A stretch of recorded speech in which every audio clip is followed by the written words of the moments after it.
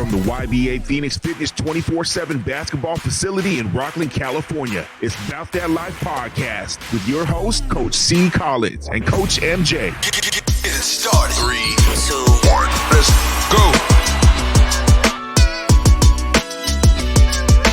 go. Hey, this is Coach C. Collins, and I'm joined by special co-host, guest host today, Coach Tet Amin-Ra. Chris. What's up? Let's get something out the way. What's up? Okay, we were in a group chat. Oh, here we go, man. See, why are you gonna start already? We can't even get past the intro. Just saying, man. Go ahead. What do you have to say? I'm looking at the table. Mm-hmm. I see candy. Yeah. It's really nice. Yeah. Different flavors, all that stuff. Yeah. For some reason, though. Oh my God, we're gonna go to this. I don't see green M&Ms. Again, folks. Ooh, I love Chris, but nah. Gotta get your green M&Ms. Yeah, that'd be nice. We'll work on that later. You got the pink Starburst. Pink Starburst don't work. Oh, Don't work. Well, I appreciate you, Tet, for being here. Hey, man, I try. Just for those who are listening, and obviously Mark's usually here. He's in San Diego on a trip with MJ. They're doing some training, doing some good stuff, getting ready for San Jose State. So big shout out to Coach Mark and MJ. He will be back next week. It's just been a long minute since I was able to kind of get an episode out to everybody. My sponsors are kind of on my back, and so everybody else has been kind of hitting me up saying, hey, man, like, when you going to do another episode? So we wanted to get you guys a good episode talking about July, talking about the live period, update you on things going on with myself and just the culture shift in AAU basketball and just different perspectives. So, for those who've been listening and supporting, following the Patreon, it's much appreciated. If you're new to this, more than likely, if you're just seeing this for the first time, 80% of you are not subscribed or you're not following. So if you can hit that follow button, hit that subscribe button, it's really appreciated. One small click for you is a big help for us. We got a social media, hit up the IG. That's an easy thing right there. Hit that follow there, trying to get it to 1K subscribers, followers. Every little step, we're just trying to grow the program and grow the brand. But those who've been rocking with me and rocking with us since day one, it's really appreciated by myself, Mark, and Ty. Tet, again, thanks for taking the time to come out here and be my co-host, my guest host for this episode. Yeah, man. We're on episode 24. Didn't know it was gonna be like this. Ty, did you think we keep pushing like this? doing big things. We're over a year, man. Over a year. It's been over a year, Kobe. man. Almost up on a year and a half. Yeah, man. Kobe numbers. Yeah, exactly. Just go say that. Rest in peace, Kobe, man. We're very lucky and blessed, and again, like I was talking about it before the show, a lot of this for me is just kind of therapeutic. It's fun. It's just good to kind of sit down and decompress and just talk basketball with my friends and different people's journeys and things like that. So it's really been really cool to just have this platform to vocalize what I'm seeing. As usual, we're gonna have some great topics. Got a great guest for the show. Get to him in a sec. First, let me give a shout out to my sponsors. Dr. Dish, best shooting machine on the planet, best shooting machine on the market. They have a range of varieties. They have the home version, they have the all-star version, the Rebel. I suggest you guys check them out. Let them know about that Life podcast, send you, and they'll hook you up with a cool discount. I personally use their machines. We've going to have their machines in our club, using them pretty consistently. Everyone I know, including myself, has shown drastic improvements when using it. The home version seems to be the most affordable. They have monthly programs to where you could pay, I think, like $20 a month and you could pay it off. So I definitely suggest jumping on that. Also want to give a shout out to my other sponsor, Courtside Basketball. OJ, if you're looking for basketball tournaments in the Rockland area, Courtside Basketball is a great place to look up. They have good competitive tournaments for those who are just looking for, good basketball, good AAU basketball to play. They have multiple divisions, multiple levels. OJ's a good dude. Let him know Chris Collins sent you. Also, shout out to my other sponsor, West Coast Takeover in DeMario. If you're looking for tournaments in the Sacramento area, obviously, I would say personally, with a little bit more edge, a little bit tougher competition, you definitely should hit him up. He has locations at the Sac Soldiers Gym location. Also, He sometimes gets access to American River College, sometimes even Capital Christian High School. So definitely a guy to check out and look at on that one. Also, my other sponsor, West Coast Legends. Hit up Danae or Marcus if you need custom uniforms, you need embroidery, sublimation, screen printing, graphic, logo design, banners, flyers, apparel, anything that is associated with clothing, garments, athletics. They got you. They'll hook you up. Their website and all this stuff will be connected in the links. And last but not least is Zenify. Their marketing program. They basically help create your business and make it internet friendly. They have very good interactive sites. They have a team of people that know business. They've been doing it for 10 plus years. It's Montel, it's Sajan's family. That's their company. Sajan. Yeah, you know Sajan. It's Yeah, it's their Love company. Sajan. Yeah, and shout out to Sajan and Dell and Sonny. Great people, great family. And Sajan, great athlete, great basketball player. A lot of potential with that kid. Absolutely. With my sponsors out the way, let's get to our guests. So my guest is not just a basketball coach and director, but he's also a longtime friend of mine. Known him for about 15 plus years now, right? Somewhere around there. Closer to 20, but yeah. Yeah, been a long time, man. Funny enough, well, like the two brothers I'm in this room with right now got about 15 to 20 years plus friendship or whatever we can call, or whatever me and Ted are at this point. But yeah. Brotherhood. Yeah, brother. There you go. That's a good word for it. But we've literally grown together through the game of basketball. We've learned through the game of basketball, and it's kept us unified. And now we just use our love and our passion to keep teaching and keep helping and keep just trying to improve quality of life with the game of basketball. So it's just really good and really appreciated. Without further ado, let me introduce Coach Montel. What's going on, everybody? What's happening? Thanks for being here, brother. Appreciate you having me. Oh, no problem, man. And so in case people are listening and don't know, because I'm kind of assuming like people know, but he is the director of a program called Control Chaos. We're going to get through the history of that. I'm going to kind of let him take the reins, introduce himself. Tell us a little bit about your hoop background and how long you've been coaching and doing your thing, and then we'll go from there. All right. Make sure My you're name is talking to the Coach Bo mic. again. Talking to the mic. I've been coaching about 12 years now. I started off with recreational, camps, summer camps, anything that was able to help the youth out. I was, all for it. And then, it makes things easier when you got great people like, Coach Tet, Coach Chris, Coach Charles, Great Coach people. Derek. I'm sorry. Let me cut you off. Yeah. Great people like Coach Chris. See, I see. You already had to start. Okay, mine is Coach Chris. I'm not a How great about person. that? I can't be a great person. You don't give me my M&Ms, bro.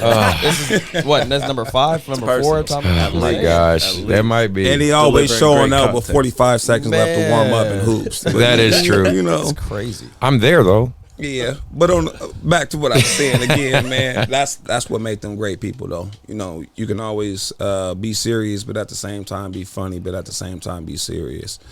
Rec is obviously completely different than high competitive travel basketball. So I know the game of basketball. I played all 4 years of high school, 3-year varsity starter. Which high school? Just in case. I went to Galileo my first year, and then I Okay. transferred to I'm adopted, by the way, but I transferred out to Sonoma County, played for Rancho Cotati High School, had multiple scholarships, but didn't have the grades, didn't have the right people behind me to understand what student athlete was. But I'm not going to make it towards me. I'm just giving you a little bit about me. So I went to Santa Rosa Junior College, started went to state finals, did the whole thing, defensive player of the year in the conference, all that good stuff. Nice. Then transferred, went over to Cal State Hayward, which is Cal State East Bay. East now. Bay. That's Yeah, East Bay East Bay. now. That I'm not gonna tell you my age, but I think you kind of know now. But Yep. I got sold a dream there, didn't work out, so I transferred back home to Sonoma State. That's where I finished up my high school, or not my high school, excuse me, but my college career. Then I played professionally for a good almost like 3 years, you know, Nice. ABA and, you know, all that good stuff, Pro-Am. It just, at the end of the day, man, you getting older. So I decided to pick a different path, you know, start having kids and settle down with my wife and all that good stuff. But that's pretty much me in a nutshell. But get back to me, I've been coaching AAU now for 6 years. 3 with Hot Shots Elite, which is courtside across the street. But then I started my own program 3 years ago called Control Chaos. It's a meaning behind the name. My style growing up was always wanting to compete and be competitive.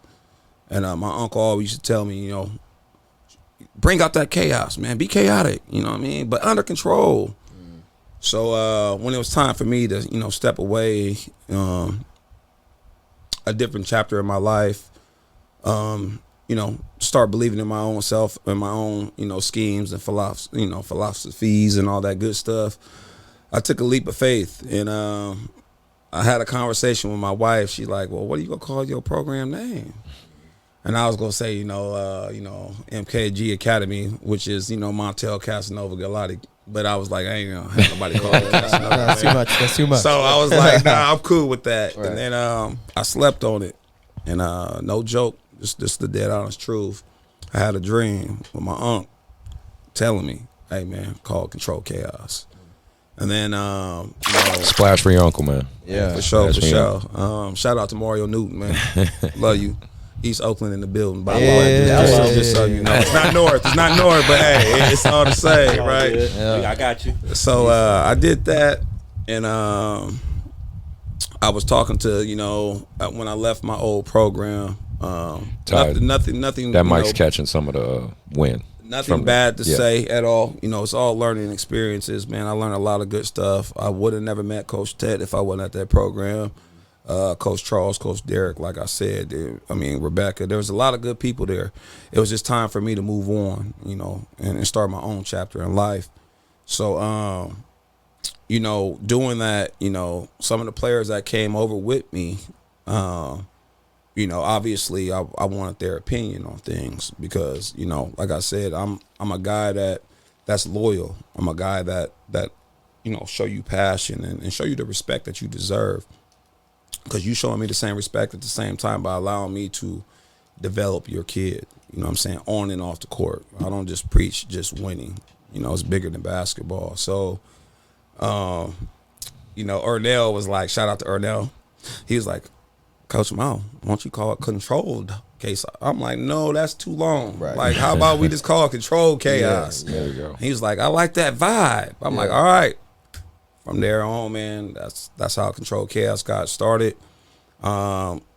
It's had its ups and downs, don't get me wrong, but the good always outweighs the bad. You know what I mean? I had to learn on my own to obviously hate to use this word when it comes to AAU, but it is a business. You know what I mean? At the end of the day, it's like, you know, you spending more time in that gym than you are at home. So, you know, you kind of want to, you know, let the parents know you serious about this, but at the same time, you got to eat too. Right. You know, and that's the terrible part about it. It's like when you give out these, you know, the season contracts and all this, stating the season fees and all that, everything sound good until they see that last part, and you like, man, I ain't got you no more, or you can tell like right then and there once you let them know what's going on.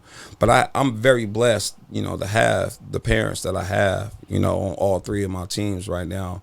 I started with 1 team, even through the pandemic. Right now, you know, my goal was to have at least 5, but God had a different plan. So, you know, as far as me, you know, being on my own and running my own stuff and how I do it, it's rough, but I mean, I don't look at the negative part. I look at the positive part. And the positive part is, you know, we traveling, we being together, building bonds, you know, seeing United States. Some of these people ain't never been outside of Roseville, which is crazy to me. Right. But it's funny at the same time because, like Chris would tell you, man, before college, man, I ain't never been outside the Bay Area, man. It was just the Bay Area. Right. If it wasn't San Francisco, Oakland, Richmond, Vallejo, Didn't exist. didn't exist to me until I went over that Golden Gate Bridge when I got adopted. I'm like, where am I? You know what I mean? Yep. See, horses and cows. Like, no, this ain't it. But to make a long story short, man, it's, I love it. But at the same time, Chris will get into it a little bit later, man. There's a lot of BS behind the scenes, but, I like to stay forward, go down the path God gave me. You know what I'm saying? Like, I don't get involved, with all the negatives. Well, I try not to, just put it that way. I'm more about developing my kids, Starting off, I had what people like to call, the what's the word I'm looking for? The privileged kids, you know what I'm saying? Because we out here in Roseville, Lincoln, where there's money out here, But now I'm starting to, interchange those kids, that come from where I come from. I'm bringing them in my program, just to let them know that if I can do it, you can do it. You know what I mean? And I wouldn't be me without basketball. You know what I'm saying? So I live and die basketball. I don't even play no more. But at the same time, this is my community. This is a community where my kids, rest their head and go to school at, and this is where their friends are at. Right. And so I just woke up one day, didn't even think I was gonna coach. I'm in rec. I signed my kids up in first grade, rec ball. Like, all right, I finally get to put the basketball down and watch my kids. Mm-hmm. Man, that lasted about 12 minutes. Right. So, you know what I mean? I'm sitting there at practice, and that's what it was called on the site. It was a daycare. You know what I mean? Like, they're not even teaching these kids fundamentals, no nothing. Just run around and mom, dad drop the kid off so they can go do what they do for an hour. Like, nah, that wasn't me. Right. So I said, I want my money back. Like, get my money back, man. I'll go somewhere else. And at the time, I just moved out to Roseville. So I didn't know what was going on, who knew who, none of that. But Jacob, the owner of Courtside, was like, hey, man, I can't give you your money back, but I heard something about you. I'm like, what? You don't know me. Like, what you mean you heard something about me? Right. You used to play basketball, right? I'm like, oh, okay, here we go. Yeah, typical. Yeah, you did play basketball. Yep. Yeah. So he was like, how about you, coach? I'm like, And then I look, my wife like, yeah, why won't you try it? Try it out. I'm like, I ain't got the patience. Well, 12 years later, I got the patience now, man. So that's a little bit more about me. I like to talk a lot, but appreciate you again having me on the show. I've been waiting for. This is your part. You should be talking. Hold on. This is your part. Let me finish what I was gonna say. You know what I'm saying? I've been watching all these episodes. You know what I'm saying? I've been sitting around for a year. Waiting for some light-skinned guy to tell me, hey, man, you know what I'm saying? Like, like I said, it's my brother, man. Like, we done everything together from the gutter, man. We always been loyal to each other. I would have been put you on the show. I felt disrespected. I would too. You know what I'm saying? I know I told him. Oh, really? You were the first episode, the first guest. I did tell him I didn't want to coach for him, so maybe that was the reason why. I mean, I don't know. You know what I mean? But now, on a serious note, man, I'm glad to be here. There's a lot to be talked about, and we'll get to that. But again, especially since you here, I want to give a big shout out to Coach Tet because he took a leap of faith with me as far as coaching on a whole different level than rec. Coach Tet, Coach D. Watson, Coach Charles Gazaway. Yep. You guys paved the way, you know what I'm saying? And I'm pretty sure you guys picked me because you saw my passion for the game. Yep. All right. Again, I wouldn't be in a position where I'm at if it wasn't for this game. So I'll forever be dedicated and loyal to this game. Yeah. Very cool. Well, then you've answered a couple of my questions already, but let's get to this one. So I do remember you starting your journey at Hot Shots, right? That was being, kind of getting your feet wet and whatnot. I wanted you to talk about kind of what was your motivation to, want to expand and go on your own. Like what made you kind of make that push outside of obviously your wife helped make that happen. Well, and that was a motivated lot, you, though. but that's what I'm saying. That was majority. But again, like I said, it's not to put shade to a certain place or a certain person. Yeah, because some of you don't know, so you understand the history. I tried to take his team. We tried to bring him on as a coach and have him bring his team to YBA and be a YBA team. That's what we had talked about. And then, like you said, you kind of thought to yourself and went your own path, which is totally fine. And I've supported you ever since. I'm just saying, like, what kind of gave you that thought and motivation to do it?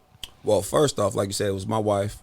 Well, she was second. God was first. Just put it that way. I always told myself if I never made it to the NBA, you know what I'm saying, that I'll be a coach counselor.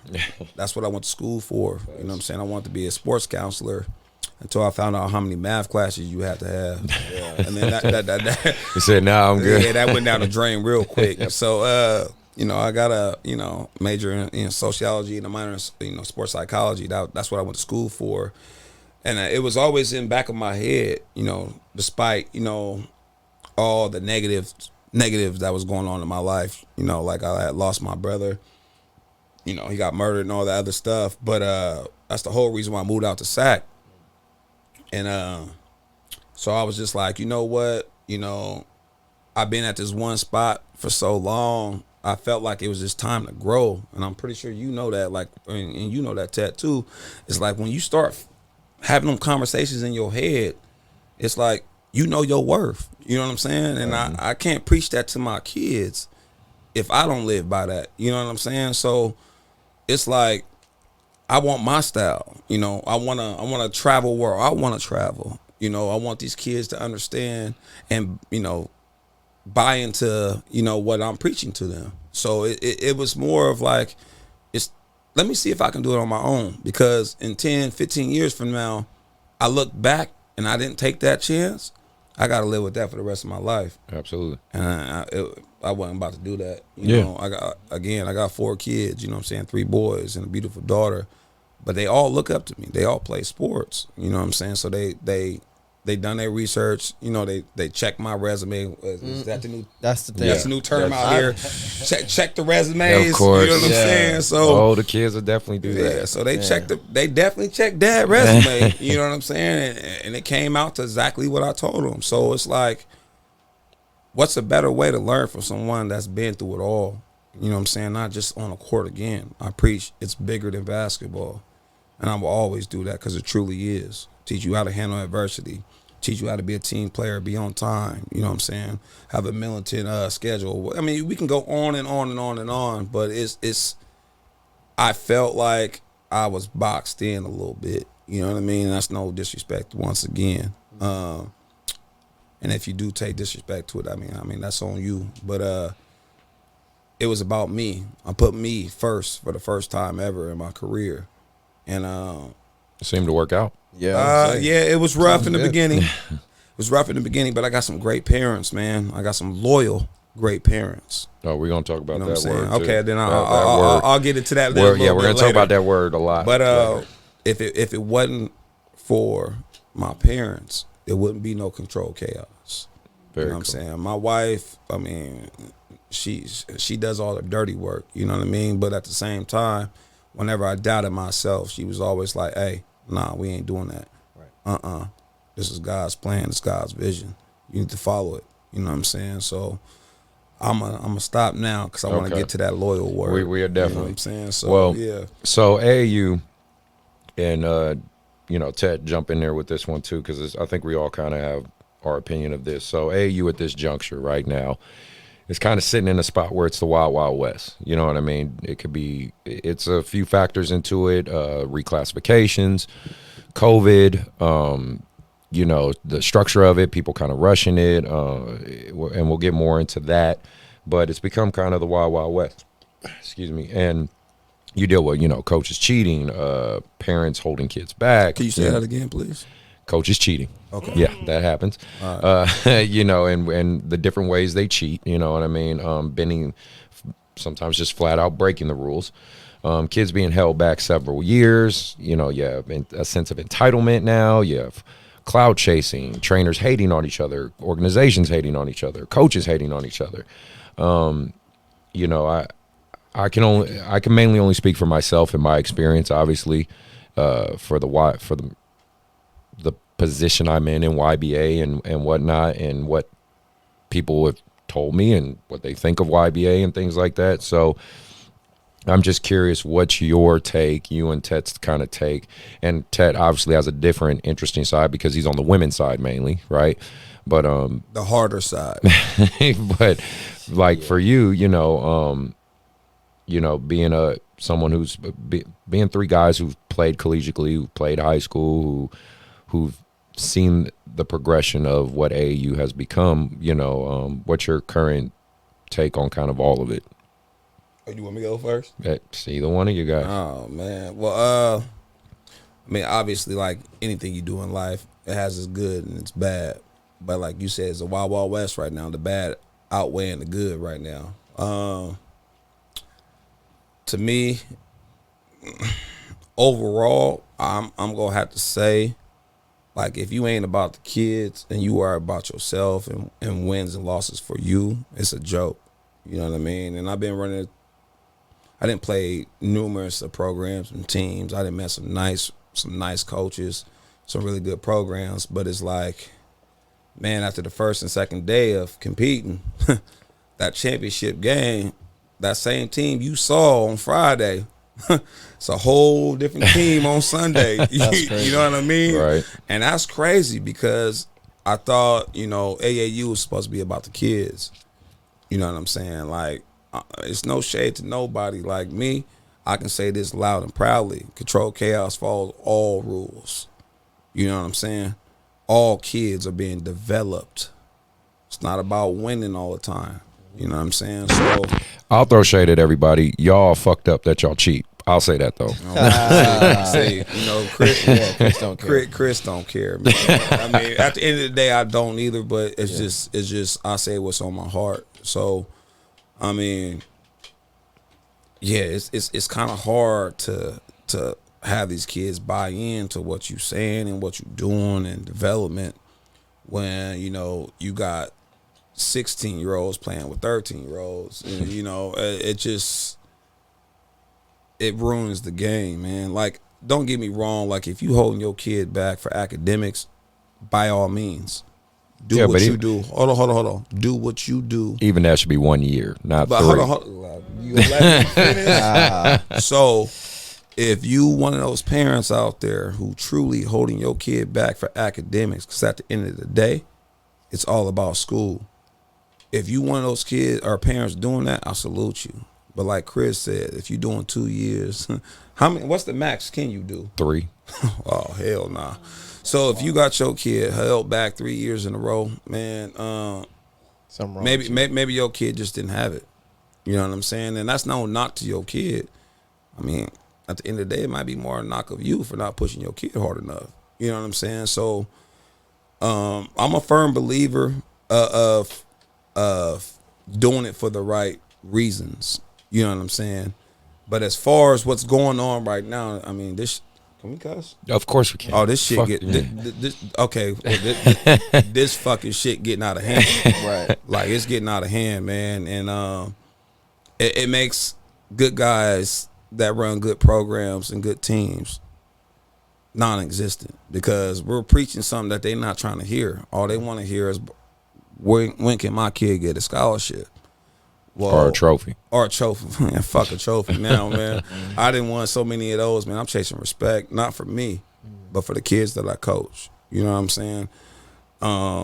You just got to understand that if it ain't your kid time, it ain't your kid time. You need to have your kid put in more work. I have a pleasure of coaching 2 of my boys. And people will tell you all the time, man, I don't show no favoritisms at all. I'm more hard on my damn boys than I am on my own players. You know what I'm saying? Because they know the structure, the foundation that I set, the bar that I set. And if they don't do it, they not playing. And some people, ask them like, your dad cold. Like, this is your program. You should be starting. It's like my kids and I had to earn everything I got.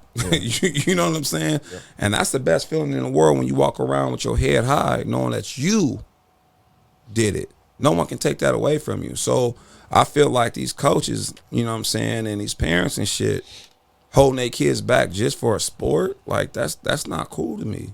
I mean, again, if you doing it for the right reasons, I know a few people that's holding their kids back for the right reason. But I see them because I coach at middle school ball, so I see their grades. Because if you ain't got the damn grades, you're not playing for me. Right. Like, that's period. I don't care how talented you are. I don't care how close I am with your mom or your daddy. Yeah. If you ain't getting them grades, you can't play for me. And I think that went down years ago. I think it's called athlete student now instead of student athlete. Yep. And that's not right. You know what I'm saying?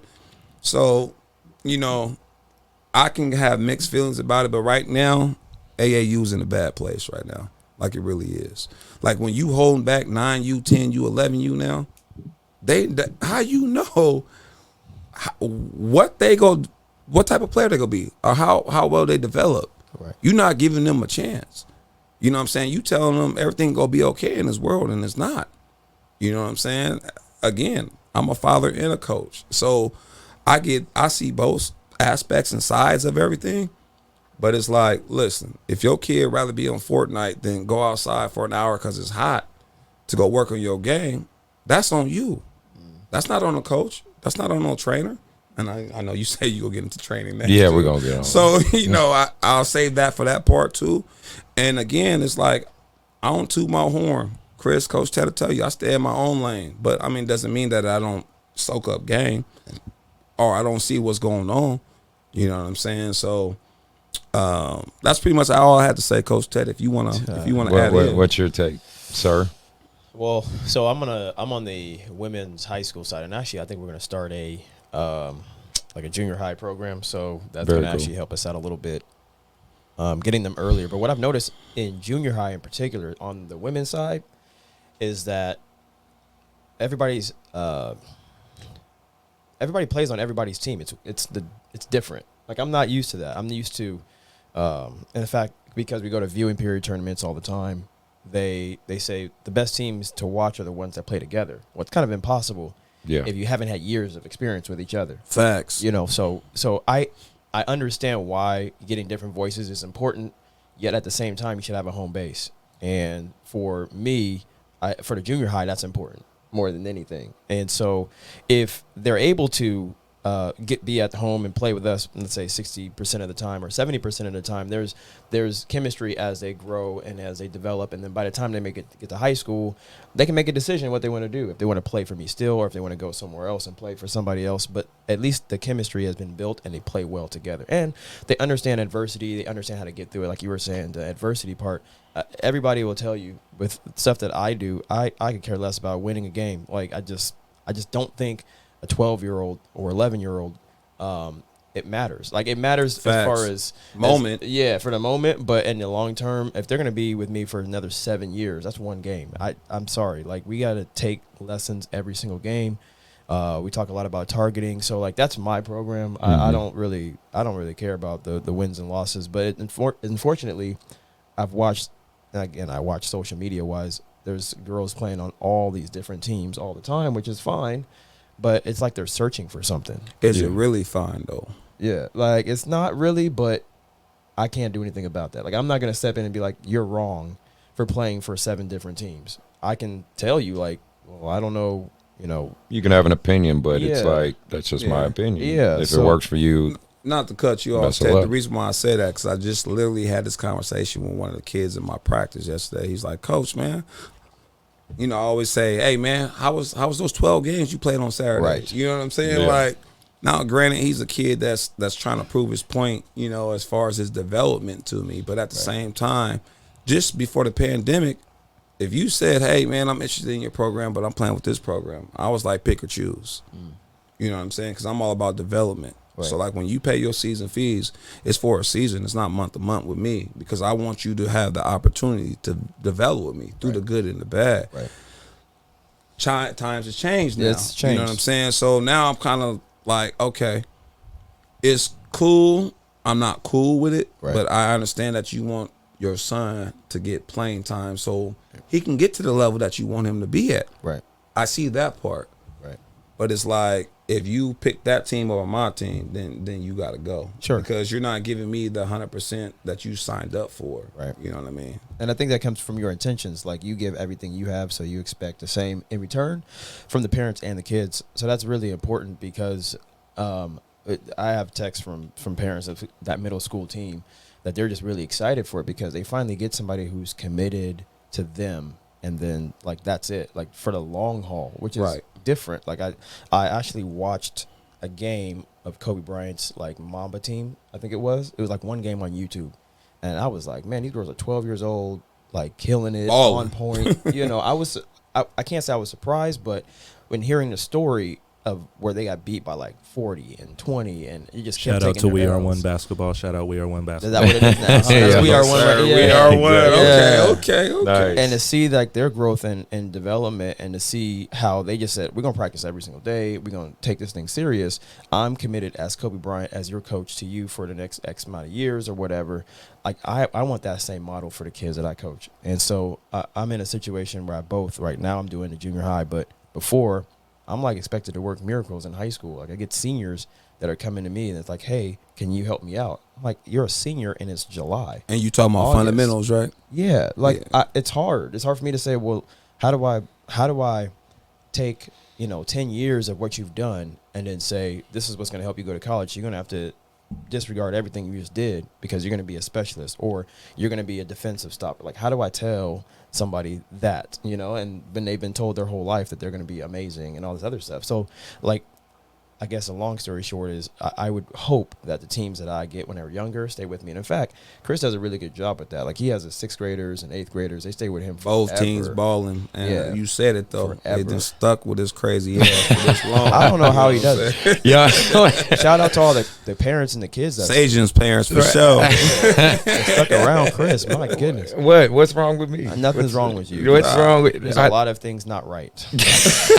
Nothing's wrong with you. Oh shit, that was pretty good, Ted. Yeah.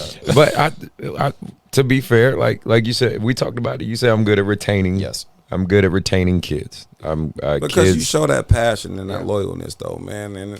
And don't get me wrong, man. I'm the second loudest coach. You know what I'm saying? In the Chris is Sacramento region. And, I'm number one. I thought I was number one until I talked to some of these parents on Chris, 14U team.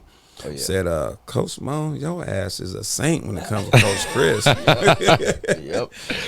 I try to be fair. At But least you are, I- and you don't try. You are fair, man. You don't sugarcoat nothing, man. And to me, that's what good coaches do. Yep. It's now, I'm not gonna say bad coaches, but coaches that are not on my level are to me to these two levels. Like I said, I still look up to them. I own my own stuff now, but I still look up to them too. I still call Coach Charles every day to continue to get better. But I think one thing you do though, and you're really not the loud guy. No. You know what I'm saying? You just Opposite. lead by I just example. sit, do nothing. And you got hella patience. You know what I'm saying? So, lot. but as far as Chris and I, we really ain't got some patience. But as much as you break them down, what most coaches do is keep you down. And then these kids go to other programs trying to find that. I don't call it bond, but that love that they're seeking, someone that believes in them. You know what I mean? Like, I heard Chris on Sunday, and like I said, I'm loud. You know what I'm saying? If I can hear him over me, that tells me that he's working hard. This is something you signed up for, so we're not gonna sugarcoat shit. You know what I'm saying? If your kid is not doing what he's supposed to do, he's gonna hold him accountable. I'm gonna hold you accountable. But at the same time, we go give you a positive with that negative that you're doing. You know what I'm saying? It might not be right away. You know what I'm saying? We get caught up in a moment. We have too much passion for this game. So it's like, if you don't want your kid to be fully developed, then why are you signing up for something? Right. You know what I'm saying? You just want him to score the entire game and not play defense. That's cool. Yeah, you scored 25. But if you gave up 30, you lost. Right. You cost the team the game. You know what I mean? So what kills me too is I get these kids going up to their parents after the game talking about, give my money. You said if I score this, I score that, I score that. Incentives, Okay, right? well, what about the incentives of taking charges? You know what I'm saying? Cheering on your teammates. Right. Being in defensive side rotations, you know what I'm saying? Or bench etiquette. or if one of your brothers is having a bad day, pick him up. Like, why don't you give him money for that? You know what I mean? So it's so ass backwards, you know, and like you said, we're going to get into it a little bit later, especially at the high school scene. Oh, like, yeah. the high school scene ain't even about winning no more, man. It's about who gets the most looks. You know and what I'm playing saying? time. That's all they care Well, about. that goes with the looks. It's Yeah. like playing time. You know what I mean? We forgot what team bonding is, because in college, the great teams, they're a team. You know what I mean? Despite what your resume was before you hopped on that university. Right. All that shit goes out the window if you want to win. You know what I'm saying? And last time I checked, the universities that are getting these kids in the first round and second round, they're saying something for these academic, you know, All-Americans and all these other guys to buy in. They're doing something right. Right. You know what I'm saying? I mean, besides, you know, the cars and the houses and all that shit, but Allegedly, exactly. right. You know what I mean? But at the same time, you still have to have that pitch to those kids. You know what I'm saying? And that's why, like I said, I will always hit up Chris, you know, when things get rough. You know, there's been many a times where he's come to watch me, I watch him, and I'm watching, I'm observing. You know what I mean? Because I don't want to be like everybody else. You know what I'm saying? Just in life, period. I'm not the average Joe. I'm not a follower. I'm a leader. And, you know, but just because you lead don't mean you can't learn from someone else that's a leader. You know what I'm saying? Or someone else that's been in the game longer than you. So, Well, that's all I gotta say, man. Well, no, I can talk forever, man. well, that's the point. But, Trust me. It's good to get all this shit, out. It's a school now. I gotta get home. You know what I'm saying? Well, what is it that you think? And I'll ask both of you guys kind of this. What do you think? What do you think AAU basketball needs? Like, in my opinion, the biggest thing I think it needs is accountability in terms of players, parents, programs. You know, I talked about this in previous episodes, and like, so AAU volleyball, right? You know, AAU baseball. They have, and you know this. Well, volleyball is the biggest joke. They do have clearinghouses, programs that kind of make you have to go through steps in order to change teams, in order to quit mid-season. You know what I mean? There's no governing body for AAU basketball. It's all kind of a what's the term? An honor system, right? They just expect coaches to be have honor and respect. Right. They expect, and again, Well, we that's know the biggest problem. right. There. We're expected as the adults to have honor, respect, and honesty to teach the things that you're hopefully trying to teach to your kids that you coach. But we all know that's just not the case. Can we start with tournament directors too, though?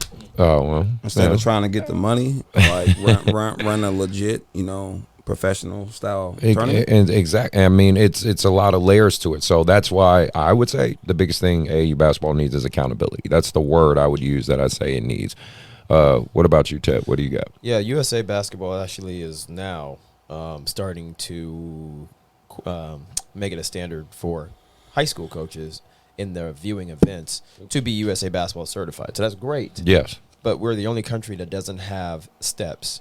Like all the other countries, and FIBA in particular, there's levels to being a FIBA coach. So there's FIBA level 1. There's I forgot all the levels, but you have to work your way. It's a process, though. It's a process, and so you don't get a chance to just get 10 kids that can really go and say, I'm a coach. You can't do that. You have to start at the youth levels, grow and develop. And what's really, really cool that I've noticed is that in other countries, I watch a lot of YouTube videos of coaches that talk about other countries and how they teach stuff. They have a plan.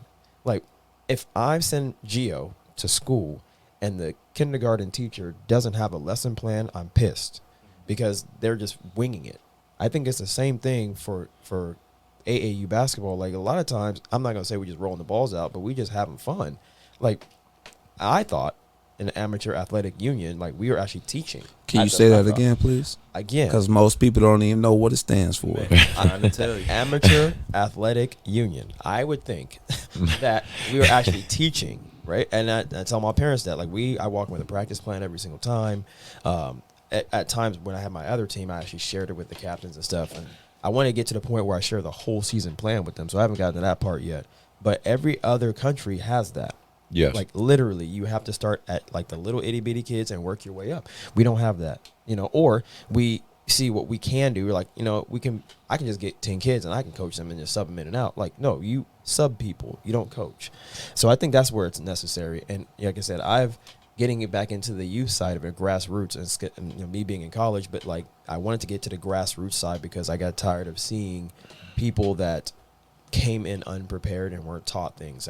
I'll give a quick example. One of the young ladies, Abby Hadsel, she was at Folsom. She's at Folsom High School, and the first 2 years playing there, she had, like, some super good players playing in front of her, like 6'7", 6'5". Like, she wasn't gonna play varsity, right? But then she ended up playing varsity last year, but she had ankle injury, all this other stuff, right? There's a lot of injuries that she had to battle. But her transition when she started playing club during the pandemic year was, I'm going to go from playing inside only to now playing in and out. Yeah. Well, that was a whole process. Like, I can't expect her to start learning how to play perimeter when she's been in post for 9 or 10 years. Yeah. So we had to work her through that, and we just kept giving her opportunities, but we had a plan to do that. Now she went off and did some couple of D2 camps, and they just love her versatility. Right. They're just That's like, what's up, she can do inside, she can go outside, she can shoot it, she can dribble, she can go off the dribble, she can get a rebound, she can push it. She's not looking for the outlet. But again, if that was last year, she would have been looking for the outlet and been stiff and, only been a post player. So but you had a plan. We had a plan. Yeah. And that was the important part. And so now she's excited because she's recruitable and getting an opportunity. So that's what I say that because I try to challenge coaches like, hey, what is your season plan? Like, where are you going to be at the end of this whole thing? Where are you going to be at the end of the month? Where are you going to be at the end of the week after your 2 practices? After this game, where are you going to be at? Like, you should be seeing incremental steps forward. And that's the best part that I've got feedback from my team is that they've seen growth in the players individually and as a team. And so that's all we didn't win a whole lot of games. We won some. We didn't win a whole lot. But you did win. Because they developed. 100% won. They developed. Exactly. That's winning to me at the end of the day. Yeah. You know what I mean? Again, like you said, you get these programs, they win for that weekend. But those players are going back to their other teams and all this other stuff. When I go to practice, I'm like, okay, I got a list of accomplishments that I want to let them know on how well they did. Right. But most importantly, I got that list of saying this is what we go work on. Yeah. You know what I mean? So that's part of development. So to me, like I said, I always respect your coaching ability and your training ability. But you're holding those kids accountable, and you're also letting them know this is what I expect from you. Yeah. For her to do a transformation like that in 1 year, that's outstanding. It's crazy. And you're not talking about JUCO looking at her. You talk about D2, the next level. Yep. You know what I mean? Yeah. So that's huge. Yeah. That's huge. So Montel, what do you think AAU basketball needs? If you have to pinpoint it, what does it need? Better rules, better structure, and like I said, more of these programs / tournament directors to enforce the rules. You know what I'm saying? Like, yeah, you want to make money. We all want to make money. I mean, at the end of the day, we all got to survive. But it's like, again, if I ran a tournament, man, I'm gonna ask for a birth certificate. I'm gonna ask for grades. I'm gonna ask for the AAU membership card that we pay for every year. Do the uncomfortable conversations. Yeah, we gonna have that. Right. You know what I mean? I might not have the top tier teams in that program, but you know what? But you have the legit teams. I'm going to have legit teams. That way these parents go sit there and say, hey, man, I didn't waste such and such and such money on here. Because at the end of the day, like even right now, I consider there's 2 different styles of basketball right now. You know what I'm saying? There's AAU basketball, and then there's just a travel team basketball. You know what I mean? And like me, everywhere I go, you have never seen me without my backpack. Like my backpack represents my players. Okay, I got their grades. I got their birth certificates. I got their AAU membership card. Right. I got my insurance from my program. You know what I'm saying? Like I learned from people who said, "Do you want to succeed short term or do you want to succeed long term?" Yeah. And right now, like it looks good for the short term, But it's like I've been watching so many programs now, man, going declining, or losing those athletes that they had before because of these reasonings, man. You know, like you go to Vegas, you know, you go to Portland, Oregon, Gary, Indiana, like you go all these places where all the profile tournaments are, but every single story that I heard when they got back, it's like it's grown-ass men on the court. Yeah. You know what I'm saying? I'm not even at high school level right now. I did it 1 year, and I had to let it go. But you on the high school level, you on the high school level. I mean, I know you guys see it more than I do, but it's like you look 18, but you playing 14U, 15U. Like, that's not development to me. Yeah. No, it's that's holding back. You know I was talking with Ted about this literally yesterday, right? We were talking about the infinite versus the finite. Yeah.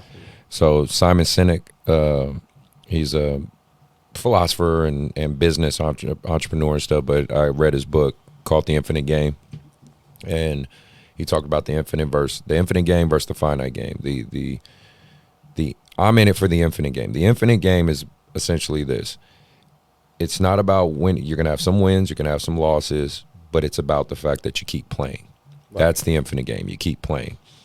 What I'm noticing with a lot of AAU programs, they're typically in it for the finite game. They want to win. Like you said, the short term. Their focus is on like, for instance, and you know this just from your own experience, and you know this from your own experience. You don't have to name names, but we know what we're talking about. There are those out there who look at YBA as, I want to beat YBA.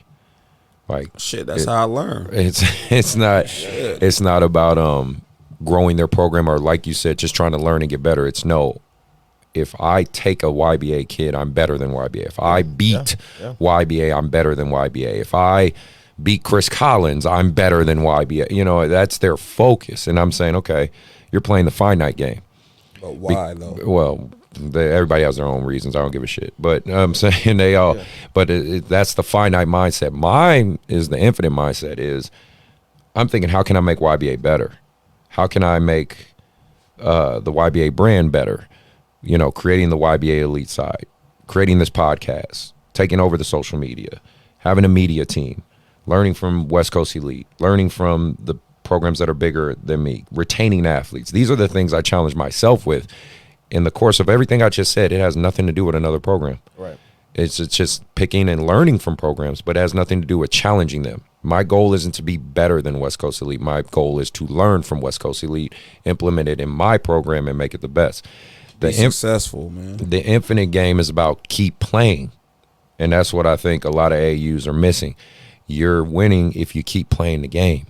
Once you're out the game, once fucking Thanos comes and snaps his fingers and your shit disappears, you lost. That's the key factor that I think a lot of these AUs aren't recognizing. It's you gotta get in the infinite mindset. That's my recommendation for those who are listening.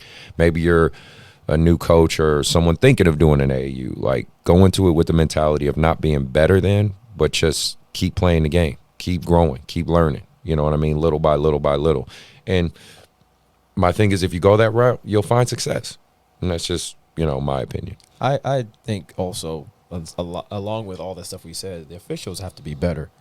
Like and I do it, so I referee, but I don't care what level. You're terrible. You're right. Sometimes I miss everything and just say, you know what? That is definitely not true. Oh, okay. This guy's a pretty good official. He's a damn good official. Yeah, I had a situation. We were down in Southern California, and the official literally stayed on the opposite side of the floor the whole game because he didn't want to talk to me, like at all, the whole time. And so I made a scene. Like, this is probably the first time I've ever done that before. But I'm on the court almost by like the circle, saying, you got to talk to me at some point. You can't stand on the other side the whole game. You report fouls, you should come to the table.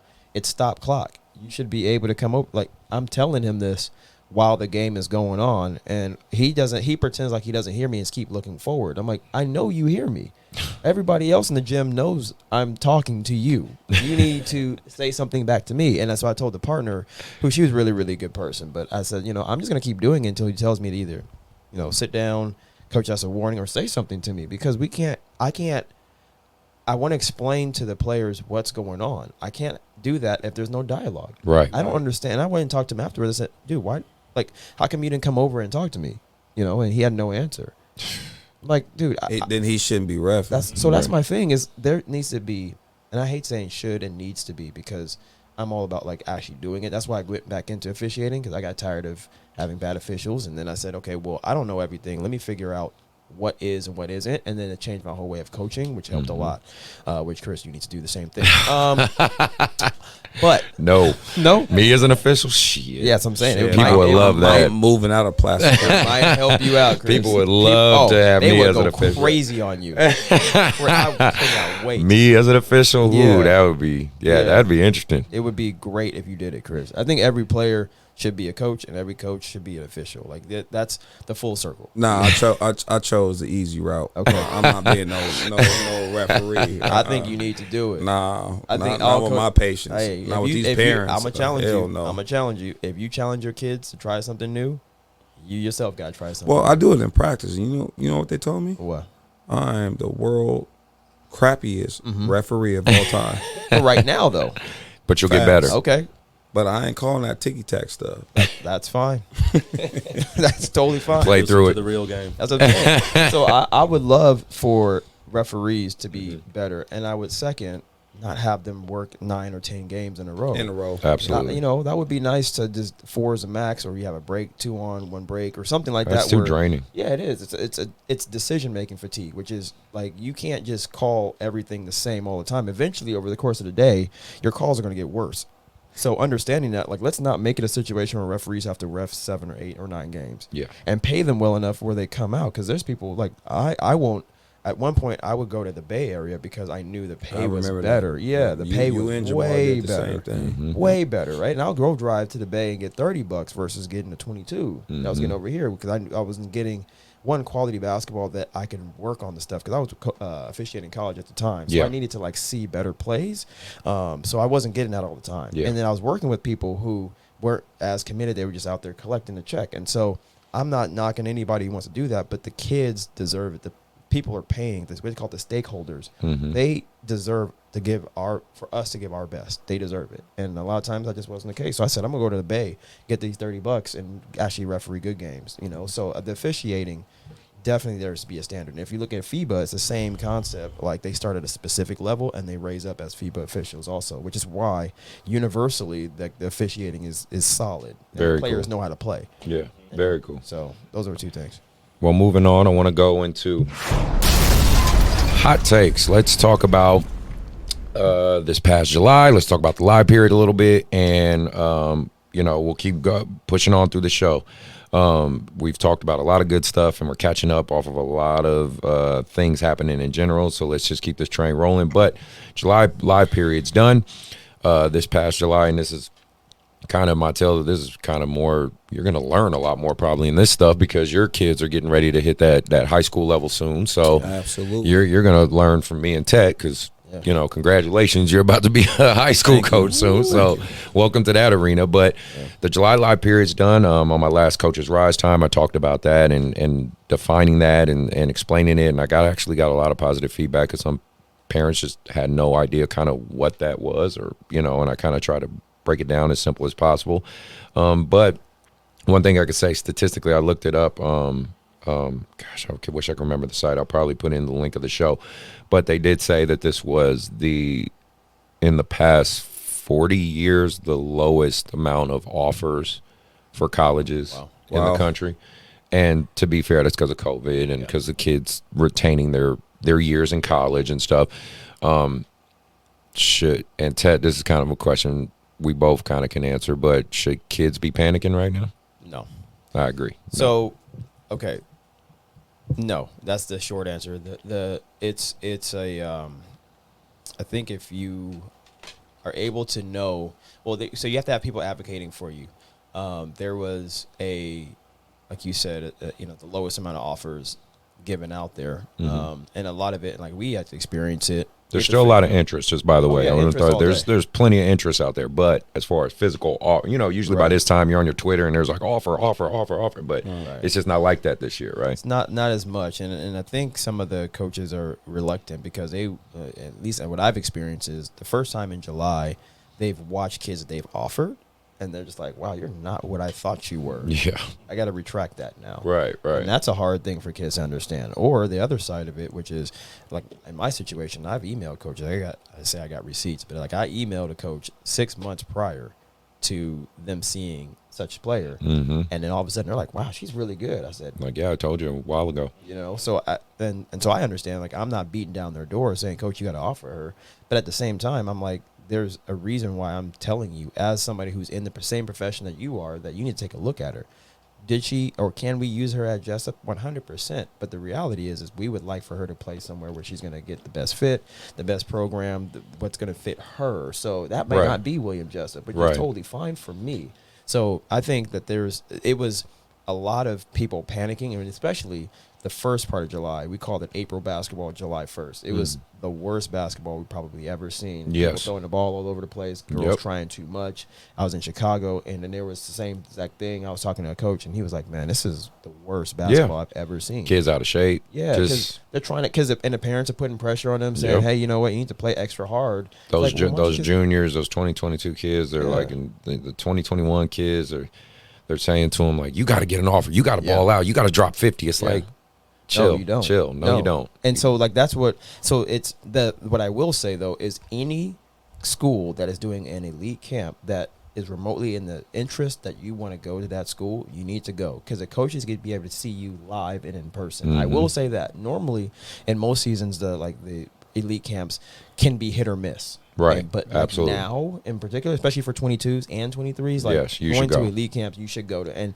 pay whatever they're asking to pay. Because I will say this, and I don't know about on the men's side, but on the women's side, at a D1, let's say Cal, LMU, something like that, like one of those Division I schools, they'll have other D2, NEI, D3 coaches at their elite camp. Yes. Exactly. So you may not be going to go play for those Power 5 schools, but there are going to be 7 or 8 other schools watching you. So it's good to go to those, because now you get evaluated in person live. And typically, like I said, we've had players that have gone and they just stand out like super much.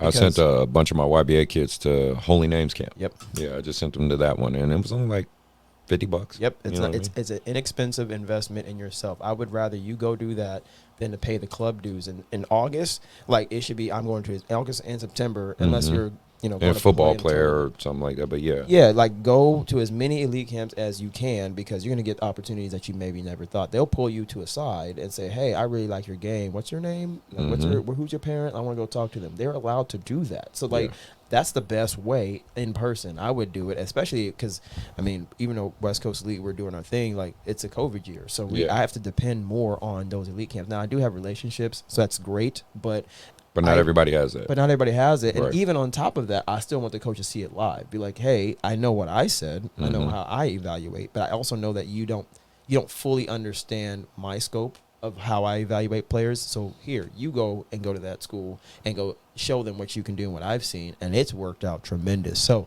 if there's any recommendations for any kids listening, like, go to those elite camps. If you're in high school, go to them. Or unofficial visits, right? Unofficial visits. Like, hit up the coach, be like, hey, I'm coming up. I would love to learn more about your school. Now you're in person. You're having a face-to-face conversation with the people that you hopefully are recruitable by, versus hitting them up through email, through phone, or whatever, where it's kind of impersonal. Exactly. So like me and Coach Tet both agreed, don't panic. Like, you 2022 kids, don't freak out. Don't think like, I didn't get an offer this summer, I'm done, I'm an unsigned senior. Trust me, there's going to be a lot of you guys next year. And there's a lot of things that happen at the collegiate level that you guys just don't know about. Right. You just don't know. Kids get injured, some get in trouble, unfortunately. I mean, things happen up there that you just don't know. Just focus on having a great senior year. That's my advice to you guys. Last year, you guys had a bullshit COVID season. Some of you got some full seasons, some only had like 5 games, 10 games, whatever. Enjoy your senior year, my 2022 guys, like, and girls. Like, just enjoy it. Make the best of it. Let whatever happens. It might say cliche to say, if you play good, someone will find.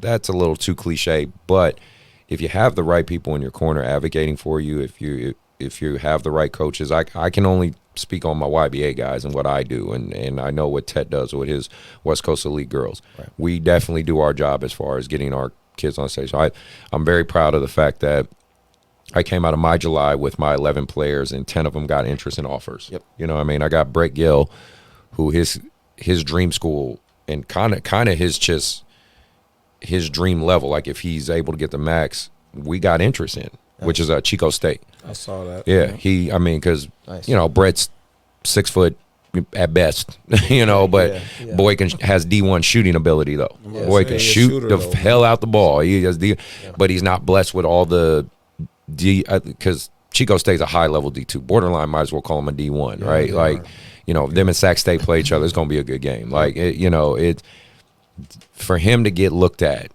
or even considered to go to a school like that, you know what I mean? That's a huge, like, accomplishment. But are they going to say to him right now, we're going to offer you a scholarship? No. Right. Because they have 9 freshmen, I think 3 gray shirts. Like, they have a whole nother team just waiting. Yeah.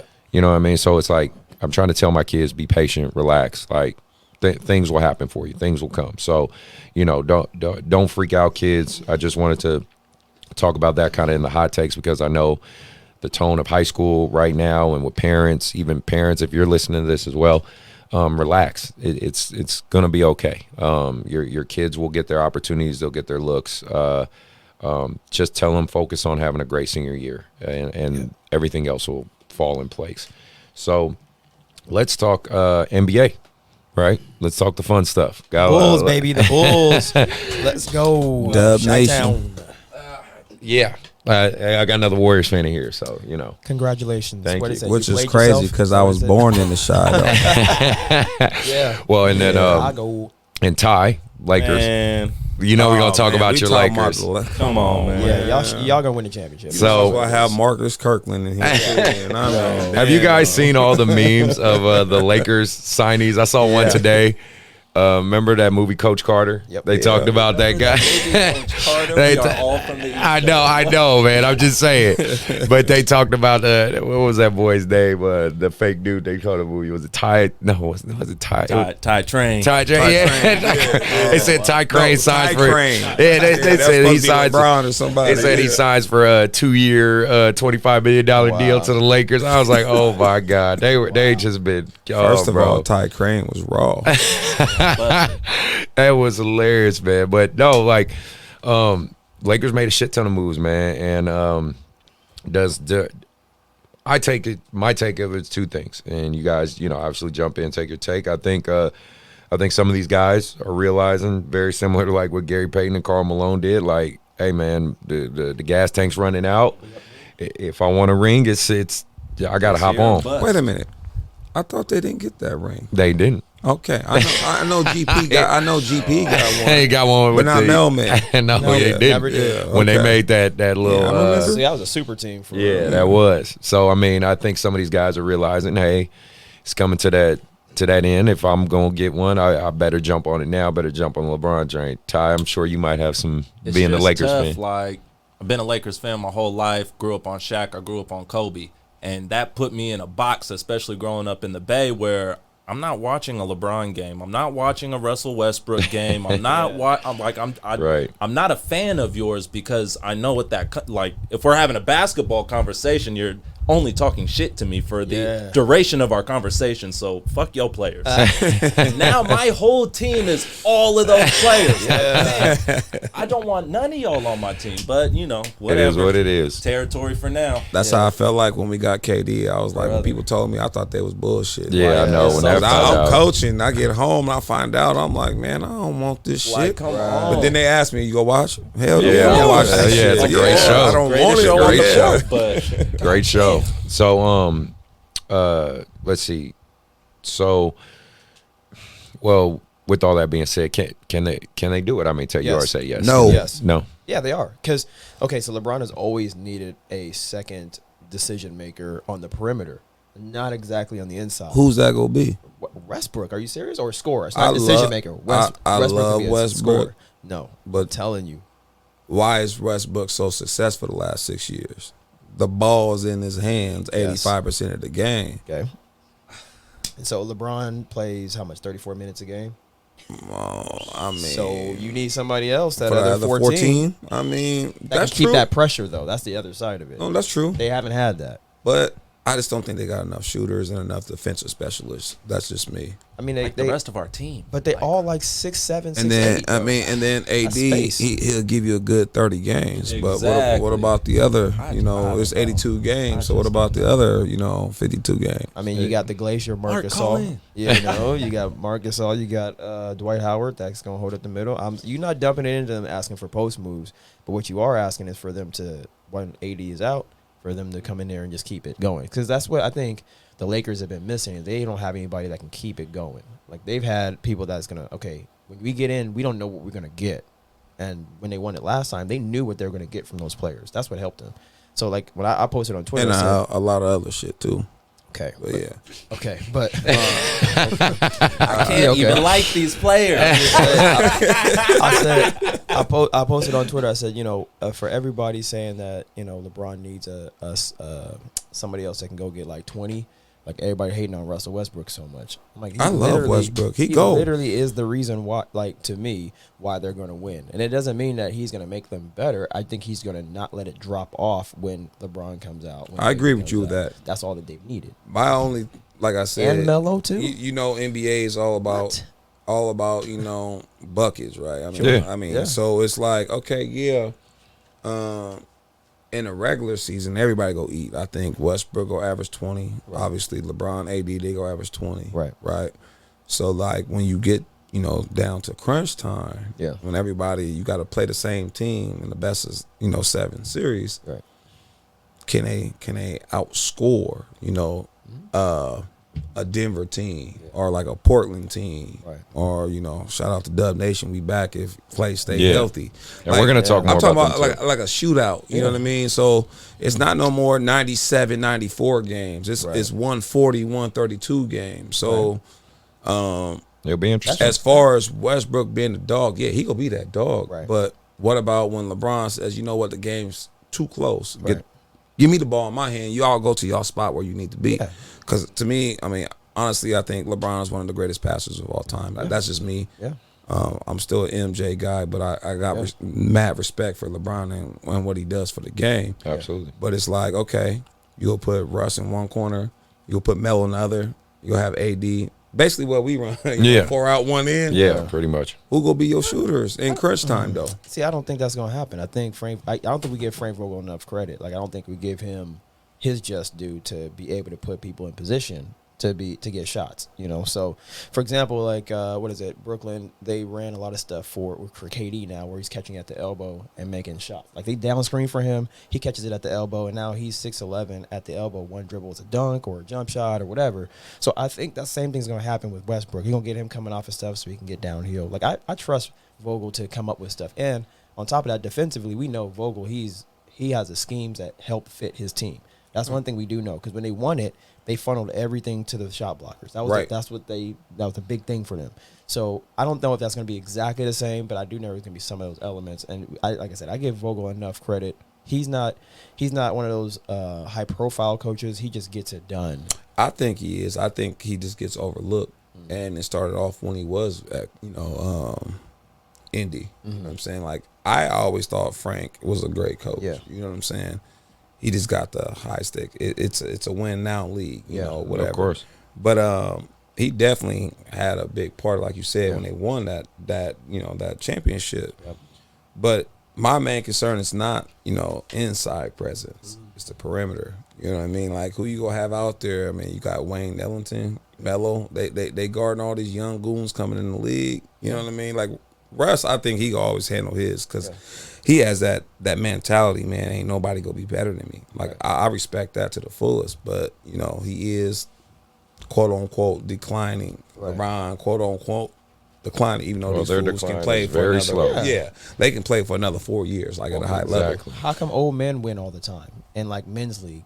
The fight against young dudes that can really, we win all the time? I didn't say that. No, how we win all the time? You know what I mean? But like, because we got heart. But we know get what out I of mean? each other's way. That's I know. True. Like, if we all say we want to win and we want to win a championship, we know who's going to get it done, and we know who we need to help. Like, I heard that Phil Jackson has said that with Kobe, he had gave him the first 3 quarters to say, hey, and Jordan, to like get everybody involved, and then the fourth is yours. It's yours. Whatever you want to do, right? So I definitely believe that there's going to be an element of that with Russ. You're not going to see him go crazy initially because it's like LeBron's time to kind of get started and going. But when it comes down, like, yeah, we got some decision makers for LeBron. Like, he's going to find people, put him in position. But it's going to be Russ attacking a whole lot because he has the energy to do it. Whereas LeBron, well, he finds people too. Yeah, I mean, he's been averaging that's my triple thing. double for 4 years. So I think, and I personally think that both of those guys are going to do it. Like, this is going to be the first time we've seen. I don't know if I can't stat check this, but like where two players average a triple double. Like, that's going to be crazy, or close to it. Close to it, you know. So like, I'm excited for that. But then like, again, I really think they're going to win it because they have the pieces that in playoff time, when they need a bucket and need the mismatches, they have it. Because the reality is, it's not a good 3-point shooting thing when you get to the playoffs and the finals. Nobody's really shooting a whole lot of threes. Yeah. They're going inside, they're shooting mid-range. Like, it's more of a mid-range game when you get to the finals. So for me, I'm like, well, they're going to have matchup problems all day, every day. Well, let me rephrase. Let me renege a little bit of what I was going to say. Okay. If AD stay healthy, Right. Which is not going to happen. we just go.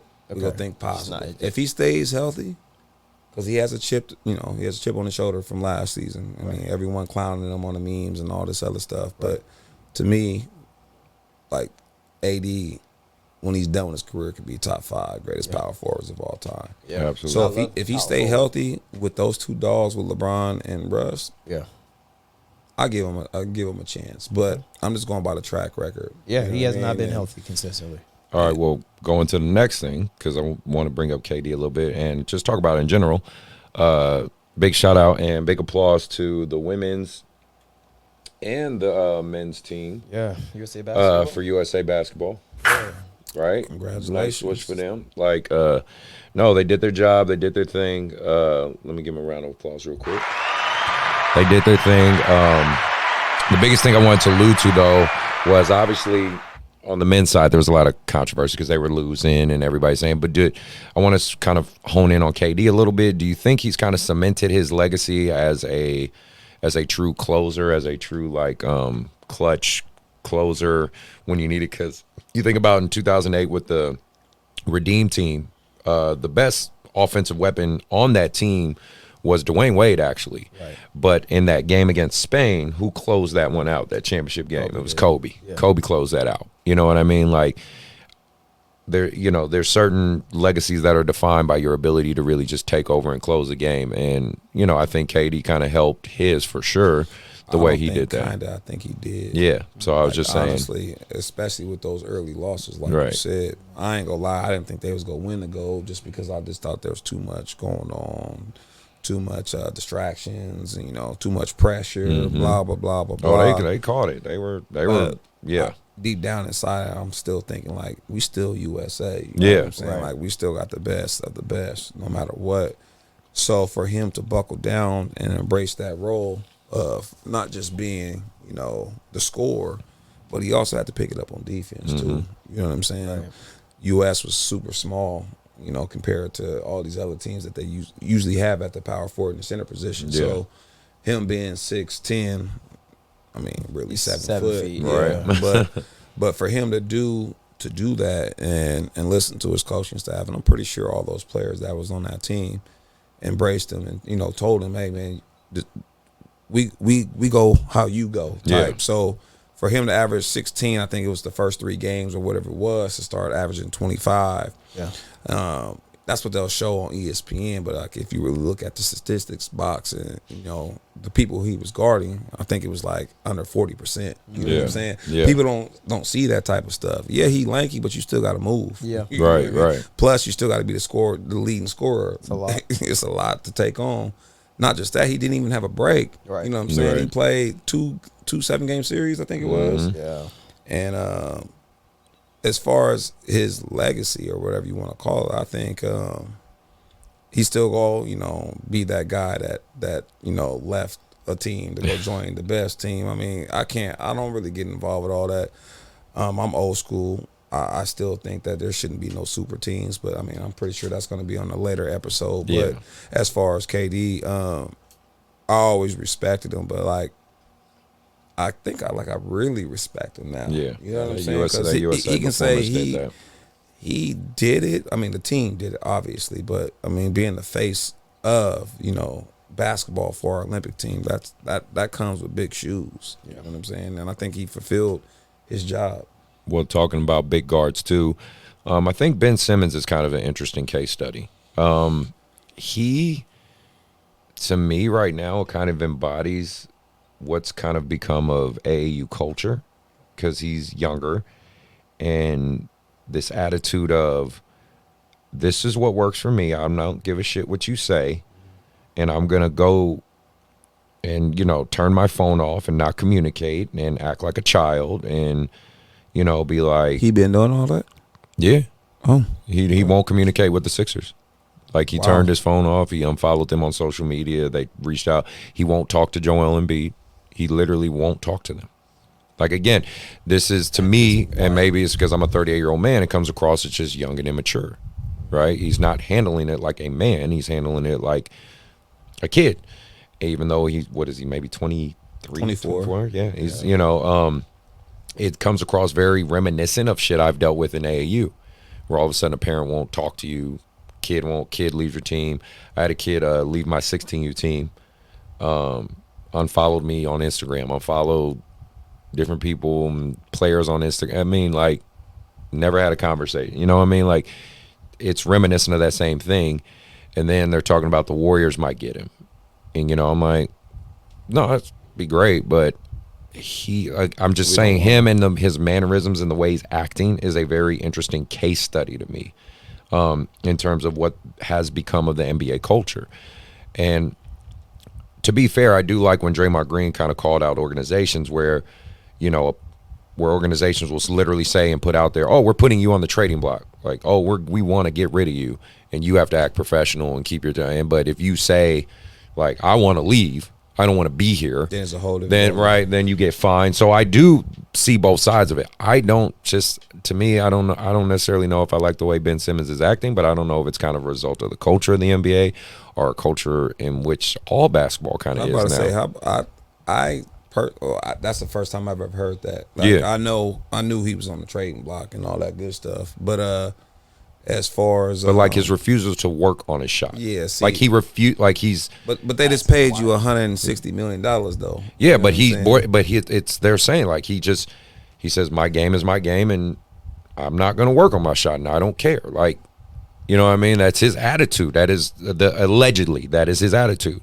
and the evidence seems to support that attitude because he's been in the league 4 or 5 years, and I don't see any improvement on that part of his game. But that part of his game has gotten, I mean, again, it's very similar to let's say the Houston Rockets. Their style of play will get them far, it'll get them in the playoffs, but they'll never win a championship. Right. And it'll be very similar to Ben Simmons. He secured the bag. He's going to secure the bag for a long time. He's going to have money.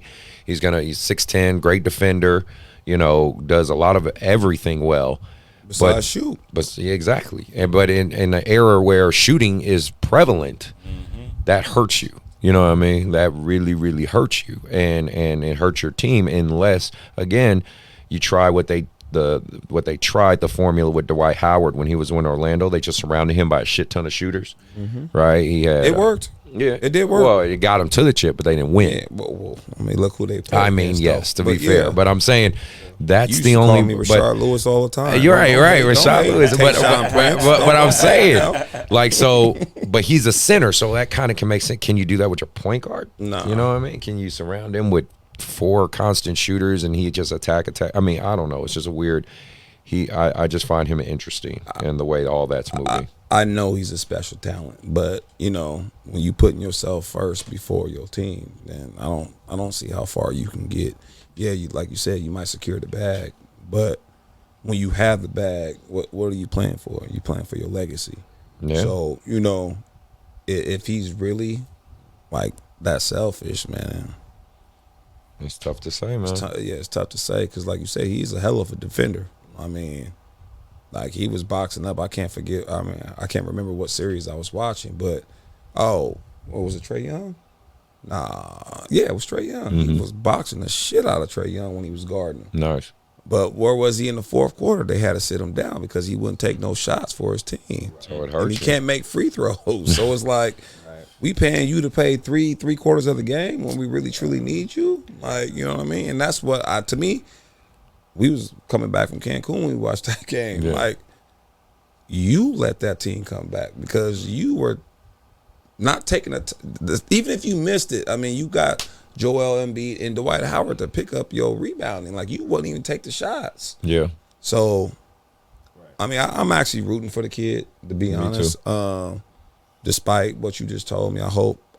Yeah, if it is true, I hope he gets a maturity. change of heart because everyone deserves a second chance.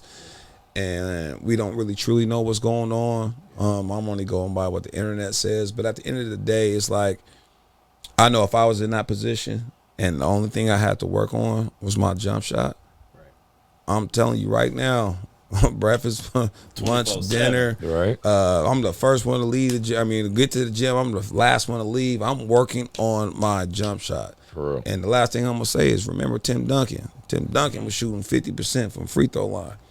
You know what I'm saying? That very next year and the rest of his year, I think he was like a 75% free throw shooter. Put in the work. So it can be done. Absolutely. It can be done. You have it's to just want a matter to. of if you want to do it. Yeah. I also wanted to talk about in the summer league. I think there's a lot of good young talent. That's just the last part as far as the NBA goes, and a few more topics, and we'll get out of here. But summer league. I've been seeing some good young talent, but this is kind of the question I want to pose to you guys, because you got the Jalen Greens and Jello and just all the Jalens. right? All the James. It's just I don't know, man. Summer league is such fool's gold to me sometimes, man. It's hard to really gauge it. I'm just curious on what you guys think when it comes to summer league. Well, the number 1 and the number 2 pick, to me, they the real deal. Okay.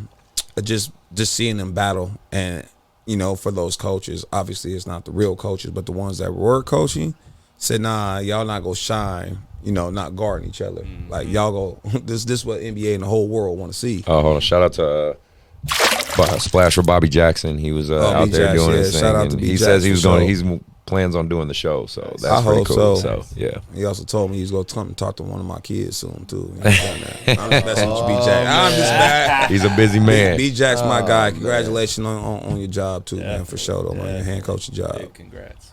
But again, like I said, like watching that game, like I'd never watched summer league. Like to me, it's just an extended version of college, right? Right. Whatever. Like they're playing to get a contract and all that good stuff. But to me, it's more of run, first pass, shoot.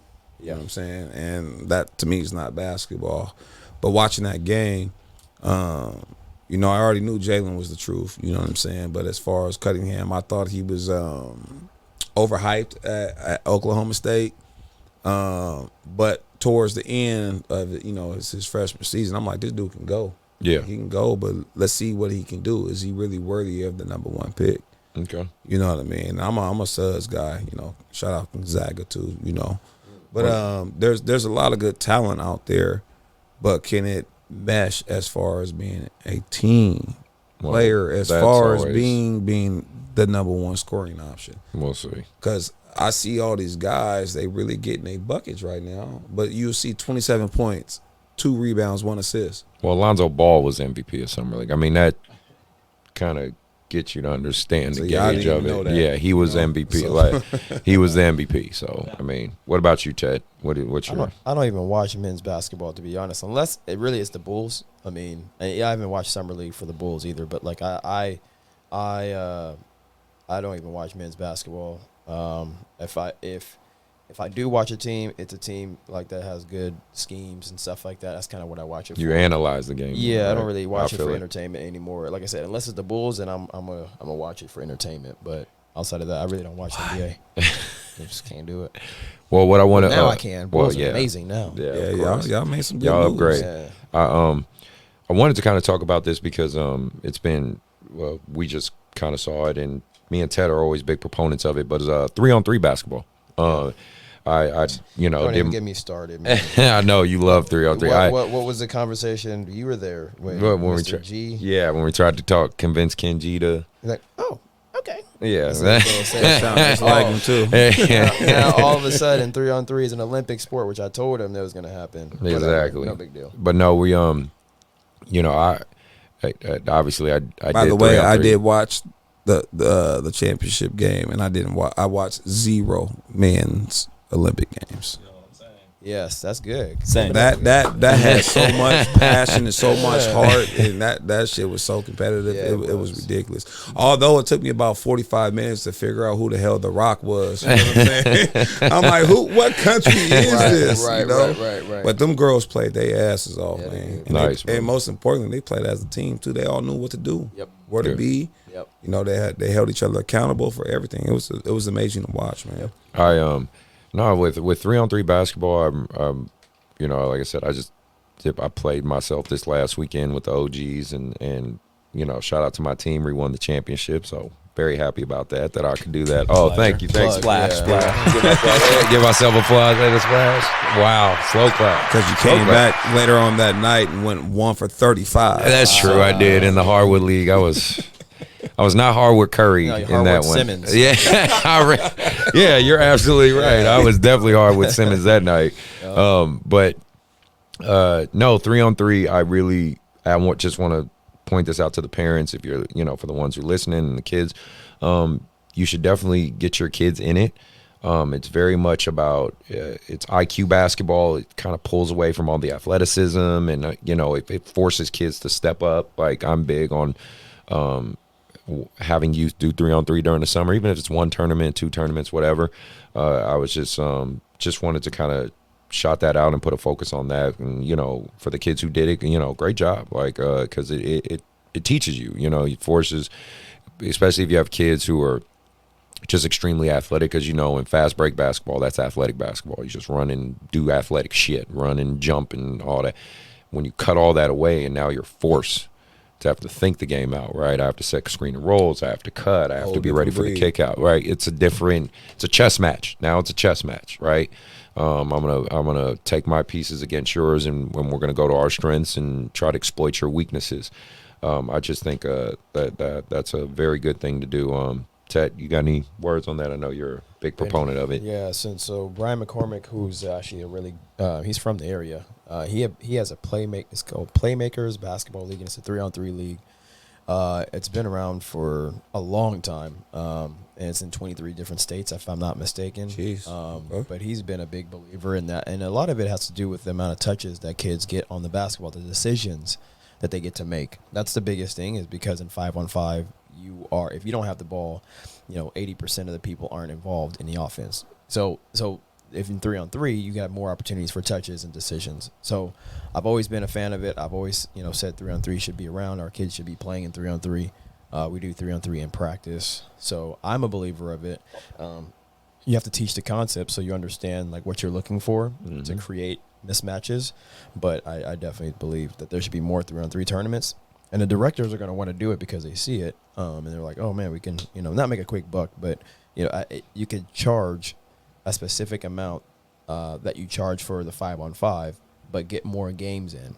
You know what I mean? So there's a business element of it that you can actually win on that. But I think you get more games. you do. Yeah, they did at the grounds. Shout out to Jay Jackson. Yeah, that's again. what I'm saying. They did Definitely that shout at out the to Jay grounds. Jackson for that. And so it's going to take some time to get used to it. But I think the advancement of it in the Olympics helps a lot. Same thing with beach volleyball. I in high school, I think they have beach volleyball as a sport. You can actually do that. You can get a scholarship now for beach volleyball. It's going to, probably the next 10. That's what my daughter wants to do. Yeah. Our daughter wants to do is beach volleyball. Very cool. Probably the next 5, probably about the next 2 Olympic cycles, you'll see 3-on-3 basketball as something you can do in college. I would not be surprised at all by that. Very cool. Because it'd give you something to do in the springtime when you're playing, you know, in the winter, and then you're done. You probably have a month off and start, you know, playing 3-on-3 in April and May, and then school's done, and then that's it. So Very cool. I wouldn't be surprised. So, want to get to this hot take real quick. Is accountability for athletes becoming too hard? Like, is it hard to, as coaches, to kind of hold our athletes accountable? Because I'm getting a sense that it is. Sometimes you light your kids up, they get all emotional, parents get all emotional. Next thing you know, oh, we quit, we're out, we're done, we're going to the team that tells us it's great. I lost a couple of that. Yeah, I've been following your story, and I know you have. And, yeah. Do you think? Well, do you think we should? Do you think Do you think it's just because the generation is so different, or do we as coaches need to find different ways to reach our kids? Because one thing I always try to assess, I always try to be critical of myself and make sure I'm not crossing certain lines, but I'm not going to take away the accountability component. I refuse to. That's just, I have a hard fucking line there. I'm not your friend. Like, I just try to make that very clear to the kids. I'm not your friend. I love That's you. a privilege. I want to see you succeed. I have elements of being your friend, but I'm not your friend. I'm like another parent. I'm someone, and just like I say, your parents shouldn't be your friends. Like, you know, and that's that new age parents, you know, where I want to go to the club with my kids. I don't fucking go to the club with my kids. Like, you know, I mean, that's a thing. Like, you know, I mean, like I do try to reassess like how I'm communicating, or, you know, you do have to be different with certain kids because they have different backgrounds, things like that. But I don't know, man. It just seems like there's a tone of the kids and parents don't want any accountability anymore. So I'm just curious what you guys thought about that. Well, you kind of answered my question both. I mean, I'm pretty sure you're gonna got a lot to say about this, but as far as individual, yeah, I mean, like, I've been learning, you know, I'll say over the last couple years, to not everybody reacts the same. Yeah. But the ultimate goal is to have your team act the same. So it's like, if I have one or two kids may not, including one of my own boys, like, he doesn't respond well, you know, to my veins popping out, and, you know, like, really in your face, not like in your face, but like eye contact. He don't do well with that, right? So I've been learning to just give him that look and then look away, but turn back like within that 10 seconds to see if he's gonna do what I said he'd do. Mm-hmm. But as far as holding people accountable, I'll never switch. I'll never change that, because if you telling them everything being okay, are you really doing your job? Like, are you really being, you know, that coach that this parent signed up for? You know what I mean? So it's a hit or miss on both. But one of the reasons why I do respect you and your coaching ability is because you do hold your players accountable. And shit, you doing this with grown ass men. And so, like, you know, it's easy for me, you know, doing it with third, fourth, fifth, sixth, seventh graders, right? Now my team, one of my teams is going into 8th grade. My other team is 15U now. You know, it's like, I noticed what's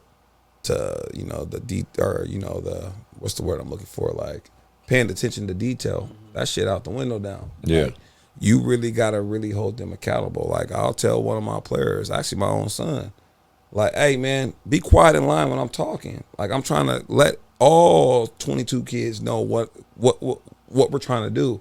And I may go look at the older team, come back, he loudly gagging in line, laughing, and all this other stuff. I think it's a balance between the personality. It's like 3 elements at play here. The person they're growing into, because you know, kids from 7th grade to 10th grade, they're 2 totally different people, right? Mm-hmm. So that's one element. The second element is the talent, right? The talent is growing, right? You can see their individual gifts, the height, the athleticism, you know what I mean? The talent starts to overpower the foundation, right? The fundamentals. The talent overpowers the fundamentals. That's when those kids stop doing the details they used to do when they were in 6th grade. So I'm a big proponent on jump stops. I teach jump stops more than everything, because they'll learn their own, you know, they'll learn floaters and all that stuff on their own shit. They'll go to trainers for that. I want, in my practice, jump stop, jump stop, jump stop, jump stop. As they get more athletic and they're dunking and stuff, I see them lean more away towards those basics, right?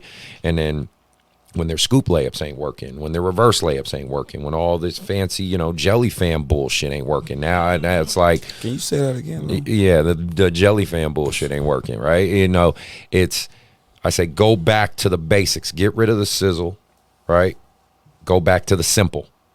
Like, let's go back to the basics. 6th grade basketball. That's what I always remind them, because I usually get them in 6th grade. 6th grade basketball, right?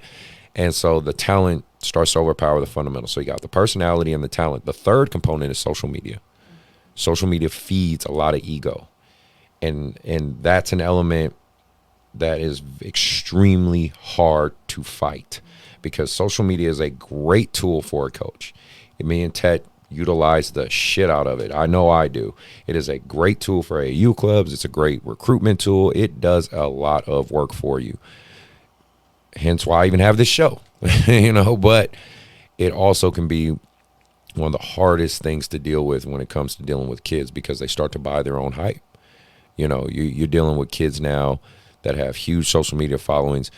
You can tell them you need to work on this, but they can post something, and if they have a following with 5,000 or more people, they ain't listening to you. They ain't listening to you, because they have 5,000 other people telling them you're fucking amazing, right? Even though you're the guy that was there in 5th grade when they could barely make a layup. Right. When they could barely run. You become, so you're fighting all these components as a coach. So I think that's why the accountability gets harder and harder. Not to monologue too much about it, but I think that's where it comes from. You're fighting 3 different elements, and it's hard. It's just hard. Yeah, I don't personally have that issue, and I think it's probably in how I communicate the standards. So if you don't do it, I'm not mad at you. Your team is disappointed, and I've said that word a lot to them, and they're like, Coach, that's worse than being mad. I'd rather you be mad at me than disappointed. I said, well, you're accepting less than who you really are. I should be disappointed. Like, I want you to be the best version of yourself, regardless if that means success or not. Just the fact I can coach you at your best. I can't coach you when you're trying to impress somebody else. So that's what I say. And when I talk to them about it, I'm always talking about what we can do. Like, you struggled, let's say, for example, a kid struggled from shooting because they just had an off day. We haven't shot in a long time. We've been traveling on the road. I remind them. I give them context. I'm like, well, we haven't practiced in 3 weeks. You haven't shot the ball aside from in game or in warm up. Like, there's nothing you can do about that. All you can focus on is all the small stuff that leads to what you would consider success. Right. And are you making winning plays? Like, those are things that are important to me. So I tell them that, like, I don't care about all that other stuff. We have a standard that we operate by, and if you're not if you're not operating under that standard, then I tell them, like, I'm not surprised at any of the results. For example, we were in Chicago and we had 6 players. Now, that's hard to do regardless, but you're all the way 2,000 miles away trying to figure it all out. We had no size. Our tallest girl was maybe 5'9". And we were playing, teams. We had a lot of coaches at those games. Yeah. And I told them a couple things. I said, we're just going to have to let it fly and then defend the best we can, and we're going to change things up, right? So with that being said, I said, okay, well, even if that's the case, let's write down 10 things that does not require putting the ball in the basket. What can we control, in essence? Right. So they talk about boxing out, diving on the loose ball, diving on the floor for loose ball, like just little stuff that we consider price of admission, but for them, there was like they were actually putting it out on paper. And so we lost. I want to say we won 1 game, but we lost all the other ones. I think we had 5 games. Okay. And I posed a question to them. I said, did we accomplish all the stuff that we had written out? And I went through some of it with them. They're like, no. I said, so how do we then deserve to win a game if we don't do anything that we said and we wrote down as elements of winning? Like, that doesn't compute to me. Like, it's pretty binary. Like, if you're not doing this and you said that this is what equates us being successful or being competitive, then we don't deserve to win. I'm unemotional about it. Right. So, but if they're doing all of it, then I'm like, okay, well, what can we fix so that we're better next time? Right? That might be shooting. That might be getting to the gym earlier. But if you don't even start with what you said you were going to do, then we don't even have a conversation. Very logical. And they know that about me. Yeah. I'm not going to sit there and rip them a new one if stuff that they said that they wanted to commit to, they didn't do. Okay. That's how I approach it, and maybe that's just a women's side thing. No, that's just a very insightful way of doing it. Yeah. That's good. The accountability. Well, then, last thing before move on to the last couple of things was loyalty in AAU basketball. I believe, and I think I've advocated this on several shows, the women's side has much more loyalty than the men's side, boy side, whatever you want to call it. But it is really, really bad on the boy side right now. I know you kind of see it on my stories and even see it amongst my teams, kids I've had for years, leave that I have great relationships with leave because whatever reason. It's I don't get it. I don't understand it. Again, to me, I think a kid should just have 2 teams at most, and one team is the main team, the other one's a secondary team, and there's nothing wrong with that. It's even better when those 2 coaches can collaborate, right, and work together and say, oh, well, this is what he does for me. What does he do for you? Like, things like that. One coach I work with in particular, Clark, at Ponderosa. Me and him have a great relationship. Coach Holloway at Vanden, he sends his kids to me. We have a great relationship. Like, we talk about these things. Like Aaron, you remember Big Aaron? Yeah. I shot like 6'10" kid when he first came to me, timid as shit. He could block shots and everybody. He just didn't have that grit, and Clark was like, I'm gonna send him to you, Chris, because I know you gonna fucking force that out of him, which I did. And he's found extremely great amounts of success. He ended up not playing with me this past July, which sucked, but I did know he was playing with Clark, and he found tremendous success. He has 6 or 7 Division I's looking at him right now. Utah State, BYU, Cal State Dominguez, Arizona State. Like, that's 2 coaches working together. That's, to me, the best way it goes. But the lack of loyalty with these kids and parents, again, what I've come to understand is, especially at the high school level, and it's not about wins and losses anymore. It's about playing time. That's just simply what it all boils down to. It's about playing time. It's about playing time, finances, and opportunity. Grass is always greener somewhere else, right? And So they say. yeah, exactly. And I just I don't understand it. I don't understand why loyalty is such a far off thing, and especially amongst adults. It's like the kids, I kind of expect that because they're kids, they're stupid, they're gonna make dumb fucking decisions anyway. Like, if for you guys who really know, Anthony Williams lives with me, and you guys know through his social media and him as a person, the dumb shit he does. So it's like, I get it. Kids are just stupid. They're just gonna do dumb shit. But it's the parents. It's the parents that can literally look you in the eye and lie to you. The parents that can literally, you're grown adults. Some of these people are older than me, and they'll sit there and, I love you as a coach. We love you. We'll never leave you. We want to be here forever. And then I walk in the gym, they're in a Matt Barnes Elite jersey. You know what I mean? They're in a. I see on social media they said, oh, we couldn't play for you because we're sick. I see on social media they're in Indiana or Atlanta playing in a showcase. Like, that wouldn't get back to me. We can't play with you. We're going to go play with PHPS. What motivates this?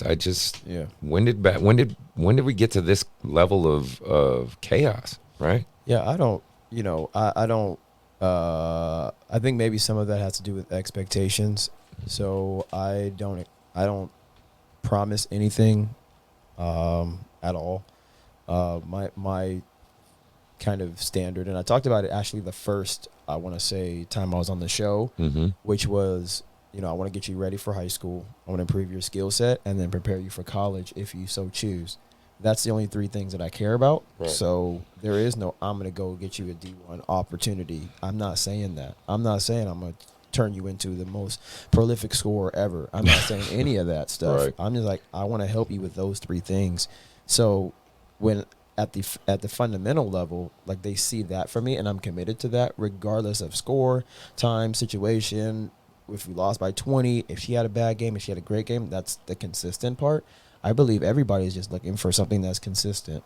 Yeah. Whether you are good at it or not, they're looking for something that's consistent. I mean, that's why we know Hardwood Palace has like a ton of tournaments all the time, because you know what you're going to get from it. You're going to get, organization, the schedule's going to come out at this time, your schedule's not going to be moved all over the place. This is what you're going to get. So whether you might get a week where it's really good comp, or it might be terrible, you blow everybody out, but you know what you're going to get. And I think that's, for me, what's the most important part is, like, a lot of girls who struggle with leaving the team because of the dynamic that us as coaches, we've empowered a lot of them to understand, like, we don't only care about these 3 things.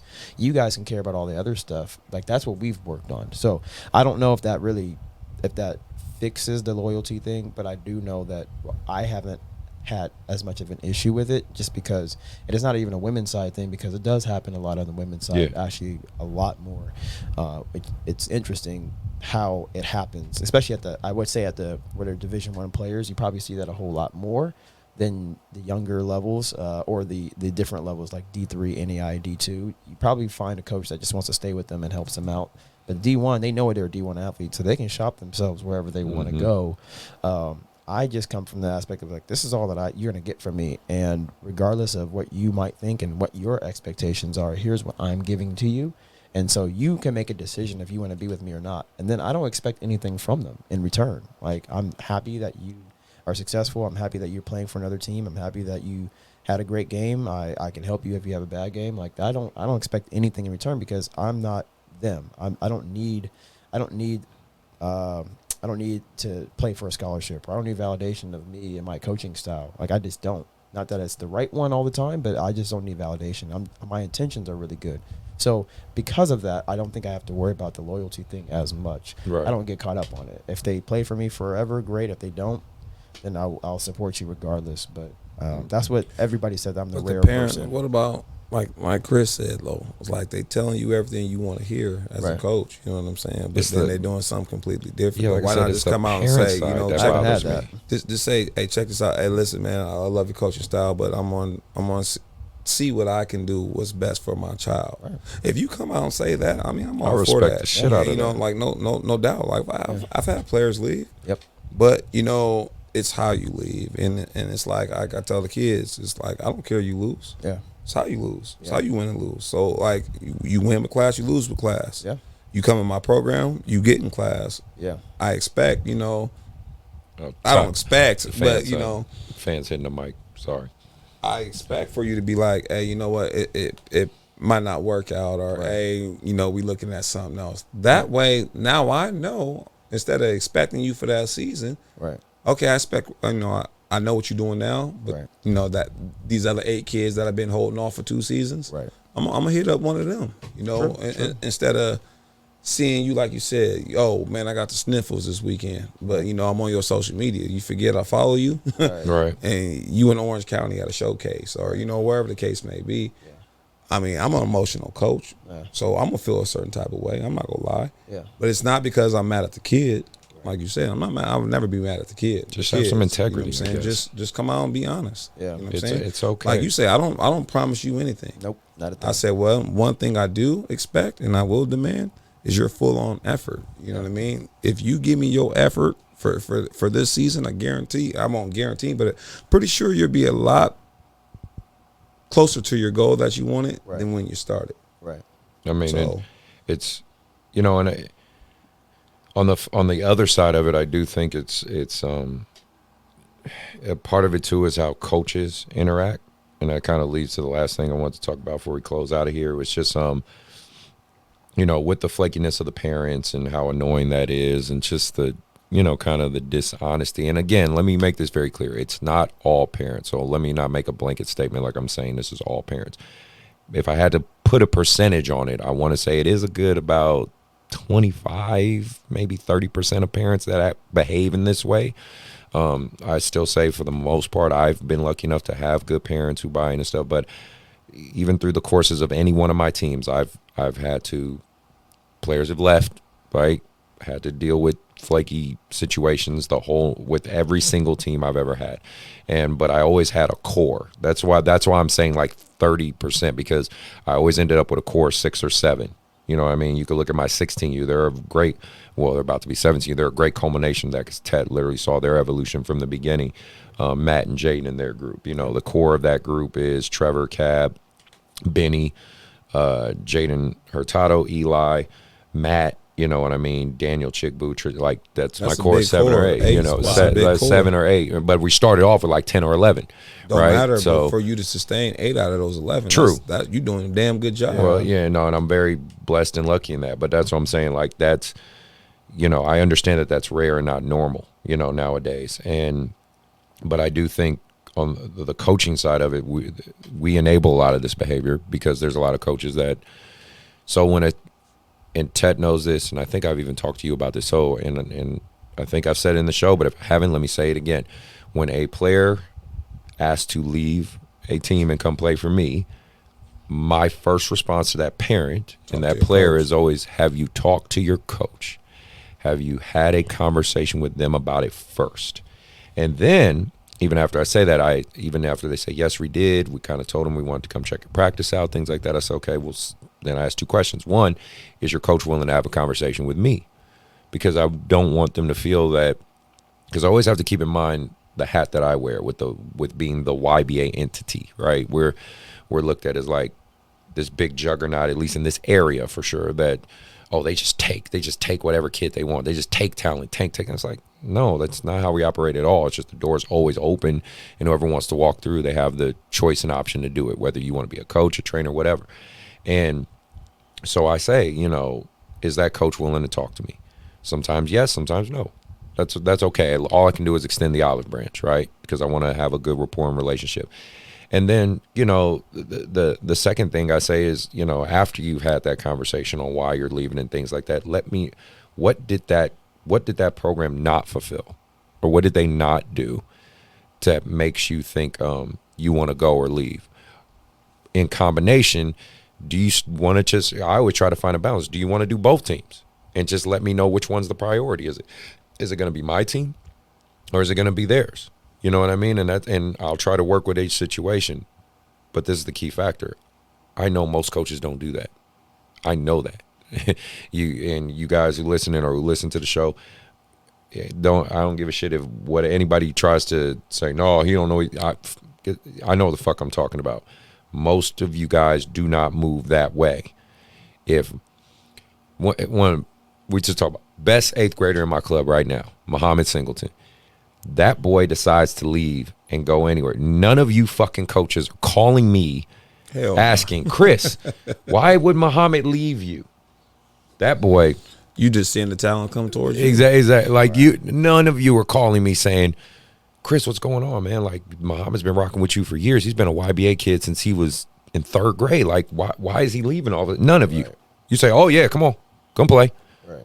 And then laugh in my face about it. Not to my face, but laugh about it or talk about it on the side. That's the enabling part that I think is breeding this disloyal culture. And ultimately, I'm saying this segment because it's got to stop. Just parents. But it ain't though. I know, but I'm going to be the voice on record to say it needs to stop, and because I'll be the bad guy. I don't give a shit. I'm just going to say my truth and my opinion. This is my truth and my opinion. Parents, you need to start breeding more of an honest culture in AAU basketball. It's okay. I personally think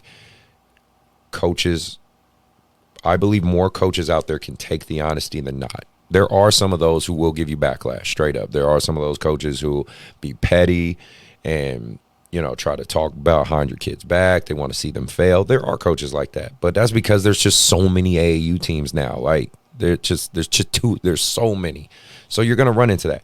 But I do think more coaches would appreciate honesty, at least the ones I talk to and the ones I sit down and have conversations with would much more appreciate honesty than the deception and the games being played. And coaches, I challenge you guys, have more rapport with the people around you. We all see each other all the time. You know what I mean? You go to courtside, you go to Hardwood, even if you go to these out-of-town events, you start to see the same coaches, you start to see the same people. You know what I mean? Especially in the NorCal area, we should be able to have dialogues with each other. It's not a war. There is no king of AAU. It's an infinite game. We're all just trying to play. And so I think if those kind of two things happen, then what hopefully happens is it trickles down to the kids and shows them a better way to behave as they grow older, right? Because ultimately that's one of the factors of why I coach. I want to be the change I want to see in this world. I want to actually be the change. I don't want to just talk about it. I want to be the change. And part of that is I want to teach kids it's okay to have honor. It's okay to have respect. It's okay to be loyal. It's okay to fail. Too. Yeah. You know what I mean? Right? Be it's the okay change. To fail. So that's just, my PSA, I guess. I'm trying to get that to it. But also, would you agree that, maybe we ought to start, holding coaches more accountable too? Absolutely. Because a lot of the time too, on the other side too, is these parents are being sold a dream. You know what I mean? Like, hey, come to my program, man. I got 3 pair of brand new shoes for your son, a new backpack. We got these new top of the line uniforms. Oh, I can see you as a starter. You're a starter. So you get there, you lead your program. Like you said, the grass is not always greener on the other side. From what I see, you put that word elite on it, anybody's elite.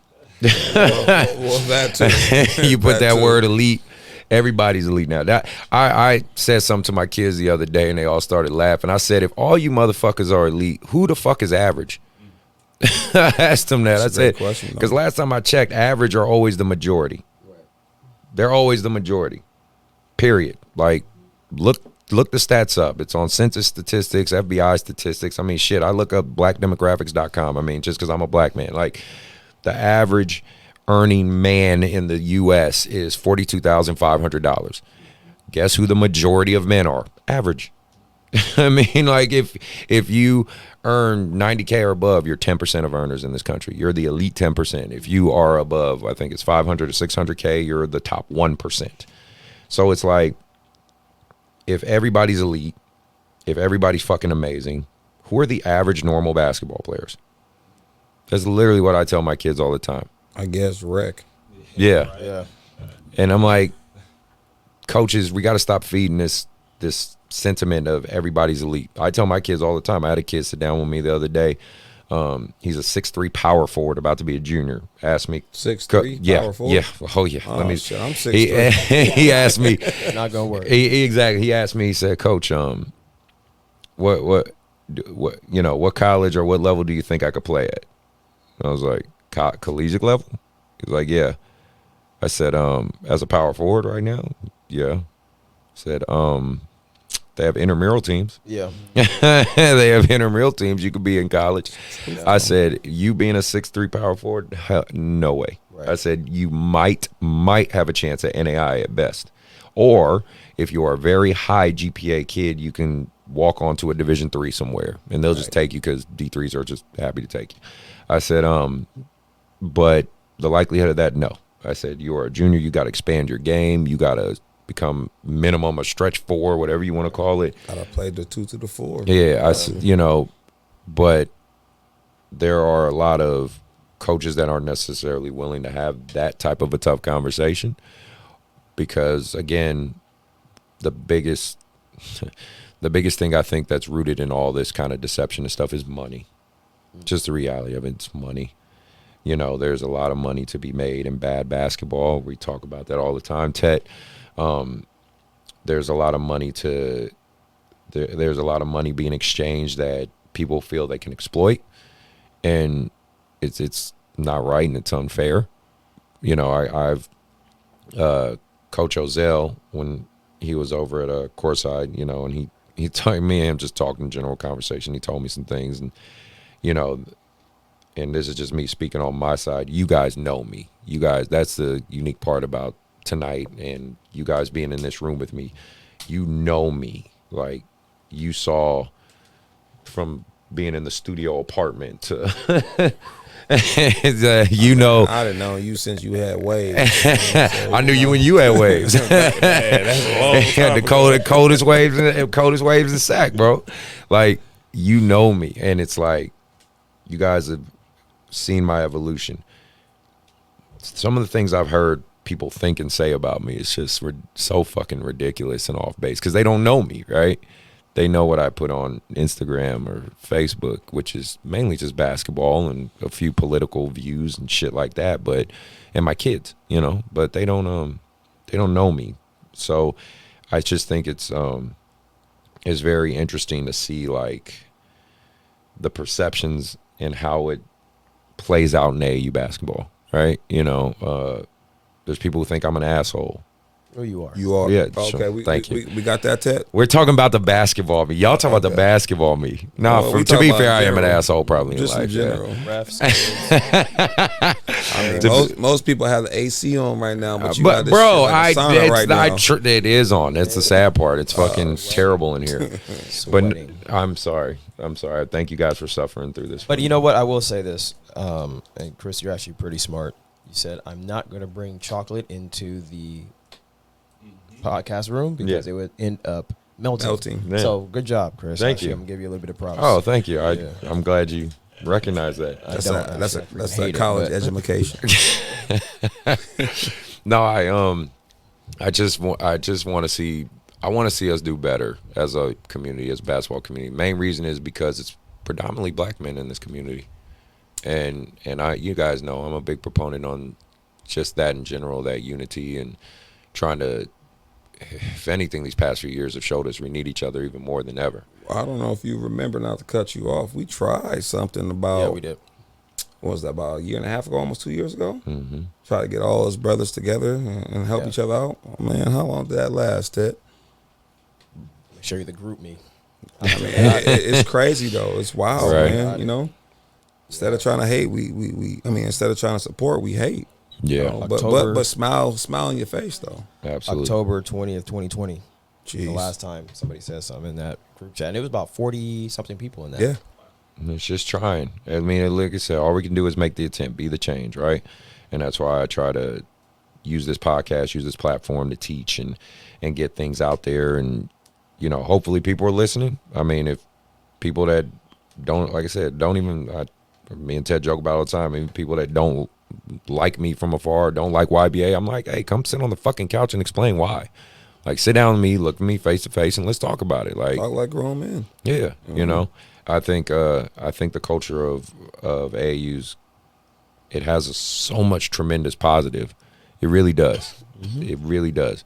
But it's kind of being overshadowed by the darker side of it, and we got to change that. You know what I mean? I think it's on us to change that. Yep. And that's just, you know, my take on it. No, you hit on the nutshell. I mean, I don't have too much more to say about it. Just, you know, I still love AAU, you know, for the good people, you know, that's really doing it for the right reasons. They inspire me to continue to do what I'm doing, you know. I feel like if I was one of those frauds, you know what I'm saying, there would be no controlled chaos. If I was one of those frauds, there wouldn't be no opportunity to coach at Hot Shots. You know, I got my other brothers looking at me. I mean, Tet younger than me, but I look up to him. To me, it's not about an age; it's about knowledge. You know what I'm saying? So if I can grow as a person, as a coach, you know, and help, you know, these kids in my community, I can go to bed at night. You know what I mean? I don't care if we shit. Like you said, you was 1-5 in Chicago. I mean, there's been plenty of times I didn't took my team and we got bashed by 30, 40. You know what I'm saying? But we still having a good time. We still doing film study. Coach, why we doing this? We got blown out. This is the reason why you got blown out. Yeah. So when you see me, you know, veins popping out trying to explain something to you, go home, look in the mirror first, look at yourself, then go look at that film, because film don't lie. You know, so I happen to, you know, be fortunate enough to have a good solid core, like you said. You know, mine goes 9 deep, you know, but it wouldn't be that way if I wasn't who I am and being truthful, even though sometimes the truth hurts. But you know what? They'd rather hear it than hear it from somebody else. So, you know, like I said, I'm looking forward to Oakland this weekend. We're playing in a tournament out there. Do I expect us to win? Yeah. Shout out to grassroots. But you know, as far as, you know, winning, it's not necessarily on the scoreboard. Like you said, we always have a game plan. Us coaches have a game plan. Before we go, well, good coaches will have a game plan to put you in a position to succeed. Right. So, you know, if I clearly know there's a team out there we're about to play, I know we go lose. Okay, well, I'm still go coach you to win, because you can either get blown out by 60, not you just going looking at the name or a high profile player, or you can lose by 20, 25 working your ass off. Yeah. To me, that's a win. You know what I'm saying? At the end of the day. Absolutely. So especially you got, like I said, you got these triple holdbacks. You know what I'm saying? if you making them work, and you doing what you supposed to do, when you that age, you gonna be 10 times better. Hell no.